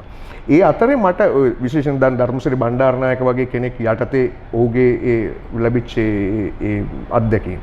ඒතකොට ඒවත් එක්ක ලැබිච්ච සෑම අධ්‍යක්ෂකවරයෙක්ගෙම මම පෝෂණය වුණා. ඒක උන්ට මම මේක හිසනම ආචාර කරන්න ඕනේ මාව ඒවට සම්බන්ධ කර ගැනීම සහ ඒ හැම කෙනෙක්ගෙම මම පෝෂණයක් ලැබුවා. ඒතකොට ඒ අතරේ ලෝක තත්ත්වයන් මොනවද කියන එක හැමතිස්සෙම මම සොයා බලන කාරණාවක්. ලෝකයේ අද දවසේ රංගනය කොතනද තියෙන්නේ? අලුත් ටෙක්නික්ස් කොහොමද භාවිතා කරන්නේ? ඒතකොට ඒක නිරන්තරවම අධ්‍යයනය කරන්නම වෙනවා. මොකද ඒක අතහැරියොත් අපි ඉවරයි. ඒ කියන්නේ අපේ ශිල්පීය නිපුණතාවය හැලෙනවා. ඒක මේ ලෝකේ වෙනස් වෙනවත් එක. දෙමුණ රංගනය කියන්නේ ජීවිතේනේ චාපා. රංගපෑම කියන්නේම මේ ජීවිතේ වෙනස් පැතිකඩවල නිර්මාණය කරන එකනේ. ඒතකොට ලෝකේ සංකීර්ණම දේ මොකද්ද? සංකීර්ණම දේ ජීවිතේ. නේ? ඊට වඩා සංකීර්ණ දෙයක් ලෝකේ නෑනේ. මේ ලයිෆ් එක තමයි සංකීර්ණම දේ. ඒතකොට මේ ලයිෆ් එක අල්ලගන්නේ කොහොමද? ලයිෆ් එක අල්ල ගැනීමනේ රංගනය කියලා කියන්නේ. ඒකට විවිධ අර්ථකථන තියෙනවා දැන්. පෙරදිග සහ අපරදිග සහ ස්ටැනිස්ලව්ස්කිගේ ඉඳලා ස්ටෙලා ඇඩ්ලේට වෙනකම්ම විවිධ අර්ථකථන තියෙනවා. නමුත් කුමන අර්ථකථනයක් යටතේ වුණත් රංගපෑම කියලා කියන්නේ ජීවිතේ. මේ ජීවිතේ විවිධ එතකොට නැවත ජීවිතේ විද්‍යාවක් කලාවක්. එතකොට මේ ඔව් ජීවිතේම. එතකොට ඒක කොහොමද අපි ස්ටේජ් එකට මේ ප්‍රේක්ෂකාගාරය ඉදිරියට ගේන්න කියන එක තමයි වැඩි. සජීවීනේ මේ මාධ්‍ය. දැන් ඕකම තමයි අපි දැන් මාව සම්බන්ධ කරගන්නකොට ටෙලිවිෂන් එකට. ඒතකොට මම මේකේ තියෙන අත්දැකීම් ටික තමයි ඒකට ගෙනියන්නේ. ලෝකේ මම හිතන්නේ විශිෂ්ටතම නළු නිලියන් බොහෝ අය වේදිකාවේ වැඩ කරන අය. දැන් අපිට ආයතන පද්ධතියක් නිවැරදි ආයතන පද්ධතියක් නැති නිසා අපේ රංගපෑමේ තක්සලාව වෙලා තියෙන්නේ වේදිකාව. ඒක ඇතුලේ තමයි මේ වැඩිම සිද්ධ වෙන්නේ. විවිධ අධ්‍යක්ෂකවරු යටතේ විවිධ චරිතත් එක්ක කොහොමද අපි වැඩෙන්නේ කියන එක. විවිධ දේශපාලනික කාරණා ඇතුලේ ඒ විවිධ මනෝභාවයන් කොහොමද මේක ඇතුළට ගේන්නේ? ඒවා ප්‍රේක්ෂකීන්ට ආකර්ෂණය වෙන විදිහට, ප්‍රේක්ෂකීන්ට දැනෙන විදිහට, හදවත ඔවුන්ගේ ස්පර්ශ කරන්න පුළුවන් විදිහට අපි කොහොමද මේක sannivedanaya කරන්නේ? මොකද අපි තමයි තානාපතිවරු. අධ්‍යක්ෂකවරයාගේ තානාපතිවරු වෙන්නේ නළු නිලියන්. ඔවුන් හරහා තමයි sannivedanaya කරන්නේ ප්‍රේක්ෂකාගාරයට. අධ්‍යක්ෂකවරයාගේ කාර්යභාරය ඉවර වෙනවා එක තැනකදී. ඊට පස්සේ ඔහුගේ සියලුම උපදෙස් ටික ගේන්න වෙන්නේ අපේ තියෙන අත්දැකීම් පරාසයන් එක්ක ප්‍රේක්ෂකාගාරයට මේක sannivedanaya කරන්න වෙන්නේ නළු නිලියන්ට. ඒතකොට ඒක දැවැන්ත වැඩක්. සහ මේක ජොබ් එකක් නෙවෙයි. දැන් ලෝකෙ තියෙන අමාරුම සංකීර්ණම වෘත්තින අපි හිතමු පයිලට් කෙනෙක් ගුවන් නියමුවෙක්. ඔහු රාජකාරියට ගියා, ගුවන් යානේ පදවගෙන ගියා, ගෙදරව ඉවරයි වැඩි. ජොබ් එකක් නේ ඒක. දැන් මේක ජොබ් එකකුත් නෙමෙයි, හැබැයි ජොබ් එකක් වගකීමක් නෙමෙයි, වගකීමක් දැවැන්ත අවකාශයක්. පැහැදිලිව. ඒතර ජනක දැන් මේ කතාවේ ඊටම තර්කානුකූල තැනකට මම ඔබව ගේනවා. දැන් මගේ ප්‍රශ්නය දැන් ඔබ වේදිකාවේ දැන් ඔය නැවත මම අර තැනටම આવොත් දැන් ඔබ බැංකු වීරයට આવොත් දැන් මම ඉඳගෙන ඉන්නෝ ප්‍රේක්ෂකකාරය. දැන් මම දකින්න ඊටාම හොඳ හමුදා නිලධාරියෙක්. මං දැන් මට ආස හිතෙනවා. අර බැංකු වීරයා දැන් බේරෙන්න යන්නේ වගේ හැඟීමක් මට එනවා. ඒ බැංකු වීරයා ඉතින් අසරණයි නේ. දැන් එහෙම ඉන්නකොට මං අර හමුදා කතන්දරත් මං දන්නේ නැද මට මැවෙනවා මේක දැන්. දැන් ඔබ මාව රවට්ටනවා. මම රවටෙනවනේ දැන්. දැන් මේ රංගනය තුල තියෙනවානේ මේ කියන්නේ අර ද්විත්ව කතන්දර දෙකක් හොඳ සහ නරක. දැන් ඔබට මේ ෆීලිං එක එන්නේ නැද්ද? මම නැවත අහන්නේ දැන් මට ෆීලිංග්ස් නේ එන්නේ. දැන් වේදිකා නාට්‍ය බලන කෙනා ආදරණීය සංවාදයක් නැවත. බලන ප්‍රේක්ෂකයා අඬනවා, සුසුම්ලනවා, දුක් වෙනවා, කම්පන වෙනවා. දැන් ඔබට එහෙම වෙන්නේ නැහැ නේ. වෙනවද නැද්ද? ඒ කියන්නේ දැන් ඔබ මේක අස්සෙත් එහෙම වෙනවද ඔබට? ගිලිටි ෆීලිං එකක් එනවද කිටියෙන්? අර රවට්ටනේ කොට ඔබට එනවද ගිලිටි ෆීලිං එකක්? ගිලිටි ෆීලිං එක ඒ මොහොතේ එන්නේ නැහැ. ඒක මගේ විෂයනේ. ඒක මගේ විෂයපතේනේ ඒක. ඒක ප්‍රොෆෙෂනල් විදිහට මේන්ටේන් කරගන්න. ඒක මම ප්‍රේක්ෂකාගාරයටම sannivedanaya කරන්න ඕනේ. ප්‍රේක්ෂකයන් ඇඬුවට මට අඬන්න බෑ ශිල්පියෙක් හැටියට. ඒක මගේ ශිල්පය. ඒක තමයි විද්‍යාව. ඒක තමයි විද්‍යාව. මට අඬන්න බෑ ස්ටේජ් එකේ. අඬන අවස්ථාවක් තිබුණොත් මම අඬනවා. හැබැයි එහෙම දැන් ප්‍රේක්ෂකාගාරයට මේක යම් දුකක් ඇති වෙලා මේක හරි අපරාධයක් මේ සිද්ධ වෙන්නේ කියන ඒ හැඟීම ප්‍රේක්ෂකාගාරයට මමයි sannivedanaya කරන්නේ. මම ඇඬුවොත් ඒක sannivedanaya වෙන්නේ නැහැ. මට ඒ ගිල්ටි ෆීලිං එක ඇති වුණොත් ඒක ප්‍රේක්ෂකාගාරයට යන්නේ නැහැ. ඒතකොට මේක නිකන් අතුර යනවා වගේ එකක් චාපා. සංකීර්ණ කතාවක්. අතිශය සංකීර්ණ කතාවක්. ඒතකොට මේ සියල්ල තියාගෙන කොහොමද මේ sannivedana ක්‍රමේ ගොඩනගන්නේ? දැන් අර ආදරණීය සංවාදයක් කතාවේ අර කැරලිකාර තරුණියාව ටෝචර් කරනකොට ඔබ දැන් ඔව්ව මානසිකව මේ ඒ කියන්නේ පීඩාවට ලක් කරමින් ඒ ටික කරනකොට ඔබ හැඟීම් පාලනය කරලා හැඟීම් කපලා වෙන වෘත්තිමය හැඩයක් හදා ගන්නවද? එහෙමද? අනිවාර්යෙන් ඒක හදා ගන්න වෙනවනේ. ඒතර මගේ තියෙන පෞද්ගලික හැඟීම් ටික මට ඒකට ගේන්න බෑ. අර සතා වෙනවටක් ගන්න. සතා මම ඒ චරිතයේ තියෙන පෞද්ගලික හැඟීම් ටිකයි ගේන්නේ. මගේ පෞද්ගලික හැඟීම් මට එතනට පෞද්ගලික හැඟීම් සහ මම හිතන පතන දේවල් ඒවට ලීක් වෙන්නේ නැද්ද? ඒවා ලින්ක් වෙනවා. ලීක් වෙන්නේ නැද්ද නිකන්? ඒව නිකන් එහෙම්ෙන් එන්නේ නැද්ද නිකන් පුද්ගලික තැන් වලට ගිහිල්ලා එහෙම වෙන්නේ නැද්ද? නෑ ඒක පුද්ගලික තැන් වලට ගියොත් මං හිතන්නේ ඒක චාපා චරිතයේ එතනම බිඳ වැටෙනවා.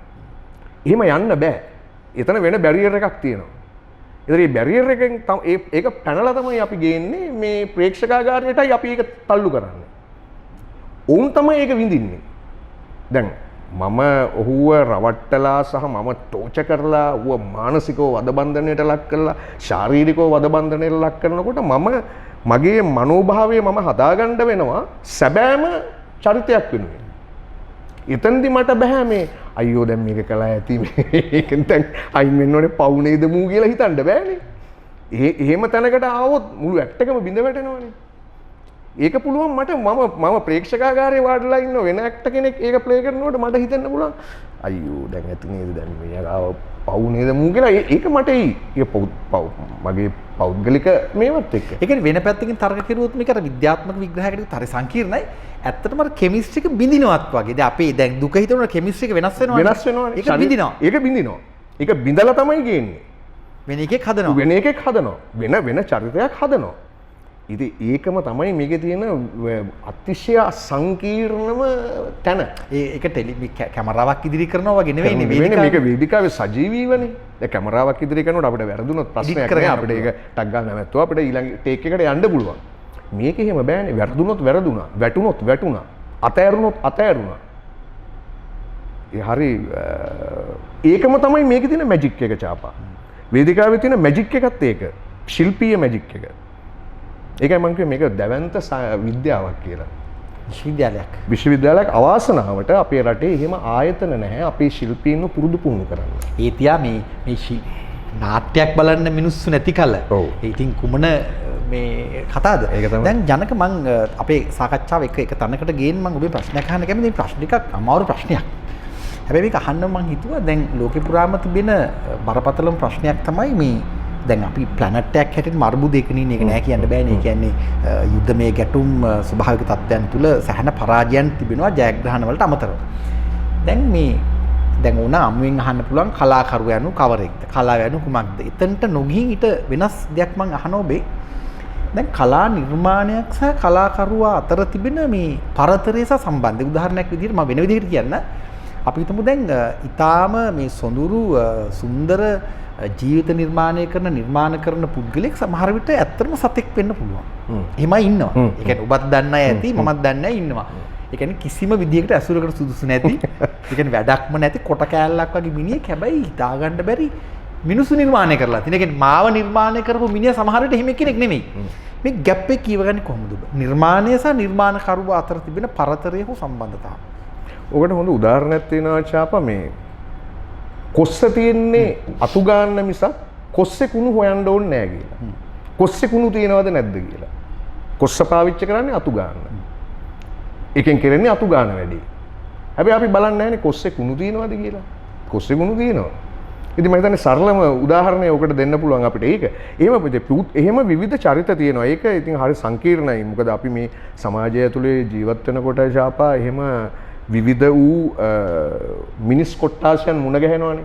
හැබැයි උන් නිර්මාණ කාර්යයට ගියාම වෙනම හැඩයක්, වෙනම විදිහක්, වෙනම මහා දැවැන්ත ඔබ කිව්වා වගේම ඔවුන්ගේ අතින් එළියට එන ඒ ප්‍රොඩක්ට් එක හරි දැවැන්තයි. හරිම මානුෂීයයි. ඒවා ජීවිතයේ හරිම සංකීර්ණ තැන් ග්‍රහණය කරගත්ත දේවල්. නමුත් පෞද්ගලිකව සමහර විට දැන් ඔබ කියපු අර තැනට ඒතර ඔබ කියන අර දේශපාලන වේදිකාවල ප්‍රෙස් කොන්ෆරන්ස් කියන්නේ කොසුද? එහෙමද ඒක? නෑ එහෙම අපිට ලඝු කරන්න බෑ. නෑ ගන්න වෙන්නේ එහෙමද එතකොට? නෑ මෙහෙමයි. ඒක ඕක හැමෝටම පොදු නෑනේ. ඔබ ඔය කිව්වේ පුදු සාධකයක් නෙවෙයි. එහෙම චරිත තියෙනවා. එසේද ඉන්නවා කියලා. එහෙම ඉන්න පුළුවන්. එහෙම ඉන්න පුළුවන්. ඒතර ගන්න වෙන්නේ එහෙම තමයි නේ. මේ කොස්සක් මම ගීත ඇහුවා දැන් කතන්දර ඉවරයි වගේද? හිතන්නේ බරපතල කතාවක්. ඔව් ඇත්තටම බරපතල කතාවක්. ඒක පොඩ්ඩක් අලුතෙන් ඇත්තම හිතන්න වෙනවා. ඇයි එහෙම පුද්ගලින්ට එහෙම වෙන්නේ කියන එක නේ. එහෙම නොවි ඉන්න බැරිද? මං කියන්නේ 100%ක් නෙවෙයි. අපි හිතමු දැන් ඒ කියන්නේ දැන් උදාහරණයක් මෙහෙම වෙන්න බෑ නේද? ඒ කියන්නේ අර ලාල් හැගුඩගේ කවිවල තියෙනවා මං කියවලා තියෙනවා මේ ඒ කියන්නේ මේ ගස් කපා දාන ගංගා විනාශ කරන මේ පරිසරයට ආදරය කරන මුදලාලි කෙනෙක් ඉන්නවා. ඒක එක කවියක. මට මතක නැහැ හරියට මේ කොයි කවියද කියලා. ඒ කියන්නේ අර දැන් එයා දිය බුං ගහනවා ගඟට බහැලා. ඉතින් අර ගස් දිහා බලන් ඉන්නවා. ගස් විනාශ කරන ගස් මාරේ. ඉතින් එහෙමම වෙන්නේ නැතුව අඩුතරම බැයිද මේ ලෝකයක් විඳිමින් නිර්මාණත් එක්ක බැඳිලා අවංක වෙලා නිර්මාණ අස්සෙත් ඕනනම් ඉන්න බැරිද කලාකරුවෙකුට? එහෙම හොඳ නැද්ද නිකන්? ඕනනම් පුළුවන් නේද? පුළුවන්. එහෙම පුළුවන්. ඉතින් එහෙම තමයි ඇත්තටම විය යුත්තේ නේද? කොසු නොවි. ඉතින් නමුත් මම දන්නේ ලෝක උදාහරණයන් වුණොත් එහෙම ඇති කියලා මට හිතෙනවා. යම් පුද්ගලයන් මේ මම හිතන්නේ ඔවුන්ගේ අර ඇතුළාන්තයේ තියෙන කෙමිස්ට්‍රි එක වෙනස්ම විදිහකට නිර්මාණ කාර්යයට එනවා ඇති. නමුත් පුද්ගලික චරිතත් එක්ක බැලුවාම දැන් ඒක වෙනස් හැඩයක් තියෙන්නේ. මම මේ ඔබට මම දන්නේ උදාහරණය මේ මොහොතේ ගන්න එක සුදුසුද කියලා සුදුසුයි ගමු. මට මම එක අවස්ථාවක් කියන එක මම අත්විඳ දෙයක්. දැන් අපි හරියට ගරු කරනවනේ මේ ධම්මජාගොඩ මහත්මයාට. ධම්මජාගොඩ මහත්මයාව පළවෙනි වතාවට මම දකින්නේ ওই ජර්මන් සංස්කෘතික මධ්‍යස්ථානට ගිය වෙලාවේ. එතකොට ওই ක්ලවුස් කූසන්බර්ග් ගේ වර්ක්ෂොප් එක හැන්ඩල් කරන්නේ ධම්මජාගොඩ මහත්මයා. ඇදිලා ආපු නිසායි මම මේක කියන්නේ. නමුත් මම ඌ ඒ ගොඩට දානවා නෙමෙයි. මේ අපේ රටේ මහා දැවැන්ත පෞරුෂයක්නේ. අනිවාර්යයෙන්ම මේ කියන්නේ වේදිකාවේද රූපවාහිනීද මහා දැවැන්ත පෞරුෂයක්. සහ අපි ගරු කරන චරිතයක්. ඒ ගරු කිරීමත් එක්කමයි මම මේ කතාව කරන්නේ. දැන් මම මේකේ ඉන්ටර්විව් එකට යනවා.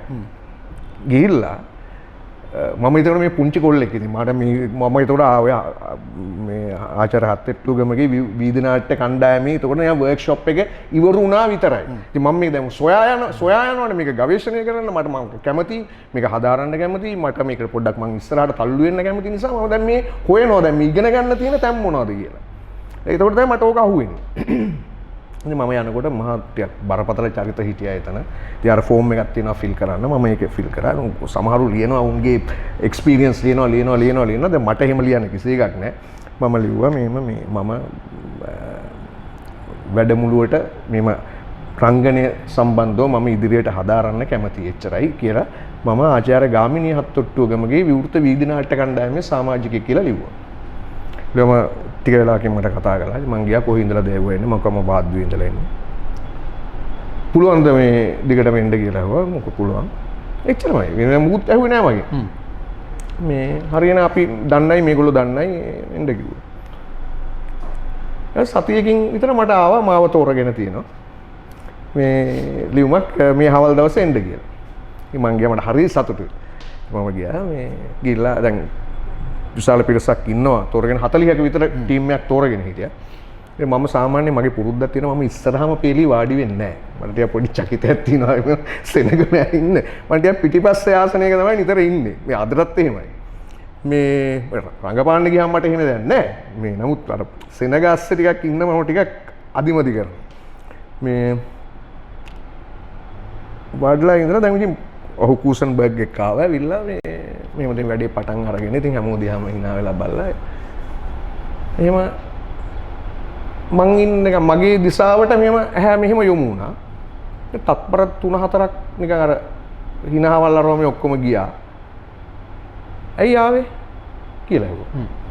මම මේ පළවෙනි වතාවට මේ සිද්ධිය හෙලි කරන්නේ මේ කිසිම තැනක මම මේක හෙලි කරන්නේ මේ මාධ්‍යයේ මේ මට ෂුවර් නෑ මේ කොයි පැත්තටද මේ ඇඟිල්ල ආවේ කියලා. මොකද මගේ ඉස්සරහා දැන් තව 3-4 දෙනෙක් ඉන්නවා. පිටිපස්සෙනුත් දෙන්නෙක් විතර ඉන්නවා. මම මෙහෙම කළා මම නිකන් මෙහෙම බැලුවා පිටිපස්සට. මගේ පිටිපස්ස කෙනෙකුටද එහෙම. දැන් ඉස්සරහා ඉන්නේ පිටිපස්ස බලනවා. නෑ වාඩි කියන්නේ කොහොමද කියලා මම මතකයි මම මේ ලා කොළපාඩ වගේ පොකට් තියෙන ෂර්ට් එක අඳන් හිටියේ. වාඩි කියන්නේ කිව්වා. මම ගා මම නැගිටලා මම ගා සර් මට මේ එන්න කියලා මගේ උඩ සාක්කුවේ මම ඒක තිබුණේ උඩ පොකට් එකේ. මම 2-3ට නවලා තිබුණේ මේ එන්න කියලා මේ ලියුමක් තියෙනවා කියලා.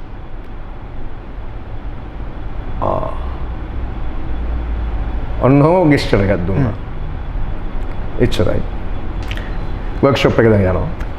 මමත් ඉන්නවා. කිසිම දෙයකට මාව සම්බන්ධ කරගන්නේ නැහැ. දැන් ක්ලූසන්බර්ග් මොකක් හරි එකට මාව ගත්ත දැන් ගෲප් කරනවානේ. ගෲප් කරලා ඒ වැඩමුළුව මේව ගෙනියනවා. ඒ මාව ඒකට දාන්නේ නෑ කියලා ඉංග්‍රීසියෙන් කියලා පැත්තකට දානවා. හැබැයි මම මේක මට දැන් මේක කියන්න කෙනෙකුත් නෑ. එතකොට මට එහෙම යාළු මිත්‍රයෝත් එහෙම මේ ශේෂ්ත්‍රයක එහෙම නෑ නේද? ඔබ නිකන් කම්පැනියකට පත් වෙලා ඉන්නවා. මම ඉන්නේ. හැබැයි හිටියට මම මේක හොඳට ස්ටඩි කරනවා. මේ ටෙක්නික්ස් මොනවද? මෙහා මේ කරන්නේ මොකද්ද? මොකද වැඩේ යන්නේ ජර්මන් නාට්‍යකරුවොත් එක්කනේ. ඒ එහෙම ඉන්නවා. ඕම ඉඳලා මාස 6න් පස්සේ ඒකෙන් තමයි සකල ජන කියන නාට්‍ය හැදුවේ. උපාලි අත්තනායක තමයි ඒකේ මේන් රෝල් එක කරේ. දැන් හරි ආසයි අපිට දැන් පොඩි කොල්ලෝ තාම දක්ෂ ශිල්පියෙක් මේ උපාලි අත්තනායකත් ඉඳලා හිටලා ඒ වෙනකොට ආවා. ඊට පස්සේ ඒ ටීම් එකෙන් තමයි සකල ජන හැදුවේ. ඒ තව පරිබාහිර කණ්ඩායම් පාවිච්චි කළා ඒ වෙනකොට හිටියේ දක්ෂ මේ ශිල්පීන්. මේ ඊට පස්සේ අවසානයේ තේරුවා මේකට සම්බන්ධ කරන වර්ක්ෂොප් එකේ ටීම් එක. හැම කෙනාටම චරිතයක්. මාව හිටගෙන ඉන්නවත් ගත්තේ නැහැ. ඔබ දිගට වර්ක්ෂොප් එකකට යනවා. ඒක දිනපතා ගියා. කාගෙනම ගියා මම මේක. මට තේරෙන්නේ මොකද්ද කියලා. පස්සේ තමයි මට කල්පනා වුණේ මම ලිව්ව වැරදි වාක්‍යයක්. ආචාර්ය හත්තෙට්ටුවගමගේ විවෘත වීදි නාට්‍ය කණ්ඩායමේ මම වැඩ කරනවා කියලා සමාජිකයෙක් කියලා. ඔහු හත්තෙට්ටුවගමත් එක්ක බද්ධ වෛරයක් තියලා තියෙනවා. මම මේක දැනගෙන හිටියේ නෑ. සමාජයට ඔහු හිතන්නේ නැති ඔහු විසින් ඉත්තෙක් හැටියට මාව මෙතනට එව්වද? එතකොට මේ දැන් මේ කතාව අහනකොට නිකන් ධම්මජාගරට නිකන් පුංචි වුණා එකපාරට. නෑ මම පුංචි කරන්න හිතාගෙන නෙමෙයි කිව්වේ. අපහාස කරන්න නෙමෙයි කිව්වේ. මම මේ සිද්ධිය නර ඔබ අරම මතු කරපු නිසා මට නිකන් එහෙම මේ පොඩි ෆීඩ්බැක් එකක් ආවා නිකන්. එහෙම ඉන්න පුළුවන්ද කීට? එහෙම ඉන්නවා. හැබැයි විශිෂ්ට නිර්මාණකරුවෙක්. අපි බොහොම මට ගෞරව මතක් වෙනවා මේ මහගෙදර චිත්‍රපටයේ මගේ මතකයේ හරිද කියලා මට මතක නෑ. විජේ කුමාරතුංගත් එක්ක ධම්මජාගොඩ ඉන්න රූපරාමුවක් තියෙනවා. මගේ මතකේ හරියන. මමත් ඒ චිත්‍රපටය බැලුවා. විජේ ටිකක් අර විජේ ගැඹුරු හඬින් කියනවා මේ ලෝකේ හොඳයි නරකයි නෑ. ධම්මජාගොඩ කියනවා මේ ලෝකේ හොඳයි නරකයි කියලා දෙකක් තියෙනවා. විජේ කියනවා ඔව් දෙකක් තියෙනවා කියලා. ඒක දෙකක් තියෙනවනේ. ඒක අපිට බලන්න වෙන්නේ මේ හොඳ නරක මැද්ද තමයි සංවාදය ගෙනියන්නේ. හැබැයි මේ සංවාදයේ වැදගත් ජනක හේතුව තමයි දැන් අපි මේ සියල්ල විශ්ලේෂණය කරුවොත් තමයි අපිට ඊළඟ මානිය මතු කර ගන්න පුළුවන්. දැන් අපි තර්කානුකූල තැනකට එනවා වේගෙන් වෙලාවේ යනවා. ඔබේ කටහඬ ඉතාම ලස්සන නිසා මට ගීත කියන්නත් බෑ. මොකද ඔබ ගයන්නේ නැති නිසා. හැබැයි ඔබ ගයනවද සාමාන්‍යයෙන්? නෑ මම සාමාන්‍යයෙන් ගයන්නේ. එහෙම ආරාධනාවක් කෙරුවොත් වගේත් එහෙම ගයන්න ඉඩ තියෙනවද ඕන්න? නෑ එහෙම ආරාධනාවක් කරන්න එපා කියලා මම යෝජනාවක් කරනවා. දැන් ජනකගේ වේගෙන් මම කියවගෙන යනවා ඔහු ලැබපු සම්මාන. දැන් මේ සම්මාන ගැන කිව්වහම මම තරහයි. ඒ කියන්නේ දැන් අර සම්මාන වලින් පුංචි වෙනවා කලාකාරයෙක්. අර ජනක කුඹුකගෙන් ඒ චූටි වෙනවා. දැන් අතට ගත්තාම ඒත් ඉතින් දැනගන්න ඔබට කියන්න මර්දාන කාර්මික විද්‍යාලයේ ඉන්නකොට යුද්ධයට විරාමයක් කියන නාට්‍යයට හොඳම නළුවා සම්මානය ඔහුට ලැබෙනවා. කුළුඳුළු සම්මානය. සුනිල් චන්ද්‍රසිරි බීම භූමි චරිතය මොකක්ද ඔබ රඟපාපු බීම භූමි? තුග්ලක් කියන රජතුමාගේ චරිතය. ඒක ඉන්දියාවේ හිටිය සැබෑ චරිතයක් බේස් කරගෙන තමයි ඔව්. හොඳම නළුවා රාජ්‍ය නාට්‍ය උළෙලේ සරෝජා චිත්‍රපටයේ හොඳම නළුවා ජනාධිපති සම්මානය ඔහුට ලැබෙනවා. ඊට පස්සේ OCIC best outstanding in performance සම්මානය ලැබෙනවා. ආදරණීය සංවාදයක් සුනිල් චන්ද්‍රසිරිගේ හොඳම නළුවා. ඇන්ටිගනි සොමලතා සුබසිංහගේ පසු කාලයක ප්‍රියංක රත්නායකත් ඒක කරනවා. මේ මෑත කාලේ ප්‍රියංක කරා පසු කාලිනව. ඊඩිපස් අතුල පීරිස්ගේ සුනිල් චන්ද්‍රසිරිගේ ජනමිතුරා සුළඟ මට කතා කරයි. මේ සියල්ලම රාජ්‍ය නාට්‍ය උළෙලේ හොඳම නළුවාට නිර්දේශ වෙනවා. නිර්දේශ නාමයේ බවට පත් වෙනවා. සොඳුරු දඩයක්කාර තුසිතද සිල්වාගේ ටෙලි නාට්‍යයේ හොඳම නළුවා සිඩ්නි සිනමා උළෙලට නම් වෙනවද සම්මාන ලැබෙනවා නිර්දේශ වෙනවා. දැන් මෙහෙම සම්මාන ගැන කිව්වාට ජනක ඊට ලොකුයි. ඒකින්ද ඒ ගැන හුඟක් දේවල් අපිට කතා කරන්න ඕනේ නැහැ. නිකන් සටහනක් තිබ්බා. ජනක ගැන තව පුංචි කතාවක් කියලා අපි සංවාදය අවසන් කරන්න ඕනි. ඔබ කවියෙක් ගැන කියපු නිසා මන්නේ කවියා කිව්වේ. මම එහෙම කියන්නම්. දැන් ඔබේ කවියක තිබෙනවා පොඩි කතාවක්. ඒ කතාවෙන් කෑල්ලක් මං කියලා කවිය ගැන අහලා අපි සංවාදය අවසන් කරනවා. ඔබ ඒක තනක මෙහිම ලියනවා. කඳුළු මත දිග ඇදෙන සඳදිය අරන් රාත්‍රිය මගතොටේ ඇවිද එන විට මොනතරම් සොඳුරුයිද කඳු වලලු පාමුල. ඒක ලස්සනයි. ඒ කියන්නේ රාත්‍රිය ඇවිදගෙන එනකොට කන්දක් පාමුල දැනෙන විදිහ. දැන් මේ කන්ද ජීවිතේද? කවි ලියන්නේ ඔබ ජීවිතය යලි ස්පර්ශ කරන්නද? ජීවිතේ කියවන්නද? සමහරට ජීවිතේ කියවෙනවා ඇති කියලා මටත් හිතෙනවා. චාපා මේ සමහර තැන්වල මට හිතෙනවා ලබාගත් අත්දැකීම් සමහර දේවල් පොඩි වෙනස් මානයකට ගේන්න මේ පොඩි උමනාවකුත් එහෙම නිකන් පෞගේ කාලේ එහෙම එකක් හිතුණා. ඉතින් ඒක තමයි ඉතින් ඇත්තටම මේ දැන් ඕකේ සැබෑව සහ මම හිතන්නේ ඒ කියන්නේ යථාර්ථයයි ඊට වඩා එහාට ගිය එකකුත් තියෙනවා. ඉතින් ඒක මිශ්‍රණයක් ඇතුලේ තමයි ඕක ලියවෙන්නේ. හැබැයි මම නැවතත් කියනවා මම කවියෙක් නෙවෙයි. ඔබ මේ දැන් ඉදිරියේදී මේ කවි දැන් ඔබේ වේදිකාව සිනමාව චිත්‍රපටයේ සියල්ල ගැන අත්දැකීම අපිට තිබෙනවා. ඔබ සැහැණ ගමනක් ඇවිල්ලා තිනවා කෙටි කාලයක්. කෙටි කාලයක් කියන්නේ අවුරුදු මේ 75ක් නෙවෙයි ඔබට. ඒ නිසා බොහොම තරුණ නිසා ඇවිත් තිබෙනවා. දැන් කවි එක්ක කොයි වගේ ගමනක්ද යන්නේ? ඔබ දිගට කවි ලියනවද? කවි පොතක් පළ කරන්න හිතන් ඉන්නවද? මෙහෙම දැන් ඔහොම ලිව්වට පස්සේ විශාල ප්‍රතිචාර ආවා. ඒ කියන්නේ කවියන්ගෙන් ඒ කියන්නේ ඒවා ලියන අයගෙන් සහ මගේ ප්‍රේක්ෂකයන්ගෙන් එහෙම ඒ කියන්නේ අර ඒවා අර නිකන් සරල ඒවා නෙමෙයි. කුහක නැති කවියොත් ඉන්නවනේ. ඔව් ඉන්නවා අනිවාර්යෙන් ඉන්නවා. මේ එහෙම අයගෙන් ඇවිල්ලා ඉතින් එහෙම ආරාධනාවක් කළා. ඊට පස්සේ මේ ඕස්ට්‍රේලියාවේ පළ වෙනවා චාපා මේ පුවත්පත් කියන්නේ ඒවා මේ වෙබ් අඩවි හැටියට සහ පුවත්පතේට පළ වෙනවා එකක් සන්නස අනිත් එක මේ කැඩපත. ඒ අය දැකලා මේ විශේෂයෙන්ම මේ කැඩපතේට මාව මේව කරේ මේ අපේ ගීත රචක නව ශ්‍රීලන්තයේ ඉන්න මේ ප්‍රියානන්ද විජේසුන්දර මේක හදිස්සියේ දැකලා මට කතා කළා. මේ ජනක ඔයා මේව ලියනවා අපි දැනගෙන හිටියේ නෑනේ මෙහෙම කියලා. මම මේ කැඩපතට මේක පාවිච්චි කරනවා. ඊට පස්සේ දැන් දිගින් දිගටම කැඩපතේ මේ ලියන ඒවා යනවා. ඒත් එක්කම සන්නසේ ජගත් ඉදිරිසිංහ කරන සන්නසත් දිගටම මගේ මේ ලියනේම පළ කරනවා. ඉතින් ඒකේ පොඩි වෙන තෘප්තියක් තියෙනවා. ඉතින් මන් දන්නේ මොකද්ද කියලා. හොඳයිද නරකයිද කියලා. ඉතින් ඔබේ ඒ කවිය අර මම කියපු කඳු වලලු මත දිග ඇදෙන සඳදී අරන් රාත්‍රිය මගතොටේ ඇවිදින විට මොනතරම් සොඳුරුයිද කඳු වලලු පාමුල කියන දිග කවිය ඔහුගේ Facebook ගිණුමේ තිබෙනවා. ඒ කවිය එක තැනක තිබෙනවා මෙහෙම කතාවක්.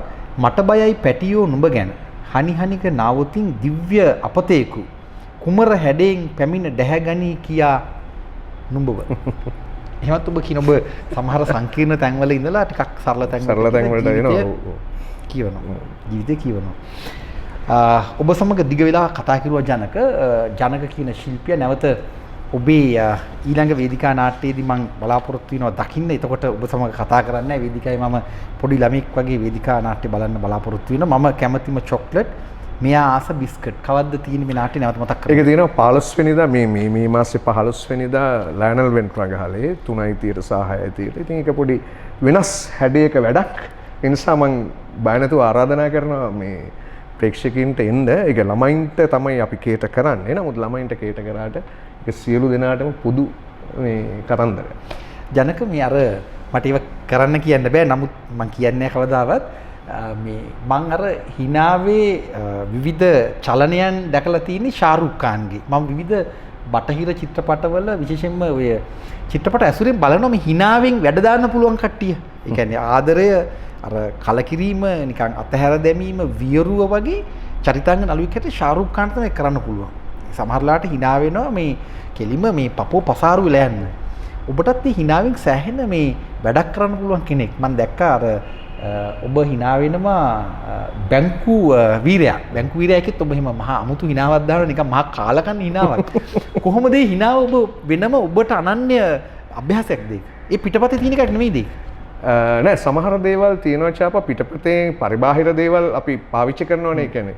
ඒ කියන්නේ ඒක පුහුණු වීම කාලය තුල ඒ සමහර ක්ෂණිකව දේවල් එනවා. එතකොට ඒවා ඒක පුහුණු වීමට දාලා බලනවා. ඒක ඕකේ නම් අධ්‍යක්ෂකවරයාත් එක්ක කතා කරලා ඒක කන්ෆර්ම් කරගන්නවා. ඉතින් එහෙම අවස්ථා හැම චරිතයක් ඇතුළේම එහෙම තියෙනවා ආදරණීය සංවාදයක් ඇතුළේ මම කරපු සියලුම දේවල් ඇතුළේ. සමහර වෙලාවට ඒක මන් දන්නේ කොහොම ඒක මේනවද කියලා මම හිතනවා මේ ওই වීදි නාට්‍ය හරහා ගත්ත ආభాෂයක්ද කියලා. මොකද ක්ෂණිකව එහෙම දේවල් ටක් ගාලා මේ මනසට ඇතුල් වෙනවා. දැන් මේක මෙහෙම කරන්න කියන එක.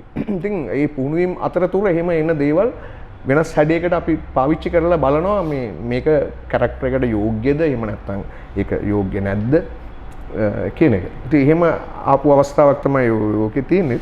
අවසනාවට අපිට hina වෙන්න කියන්න බෑ. එතකොට ඒක හරියන්නේ නැති නිසා. අනිත් එක තමයි මේ සාමාන්‍යයෙන් මගේ hinaව ටිකක් වේගවත්.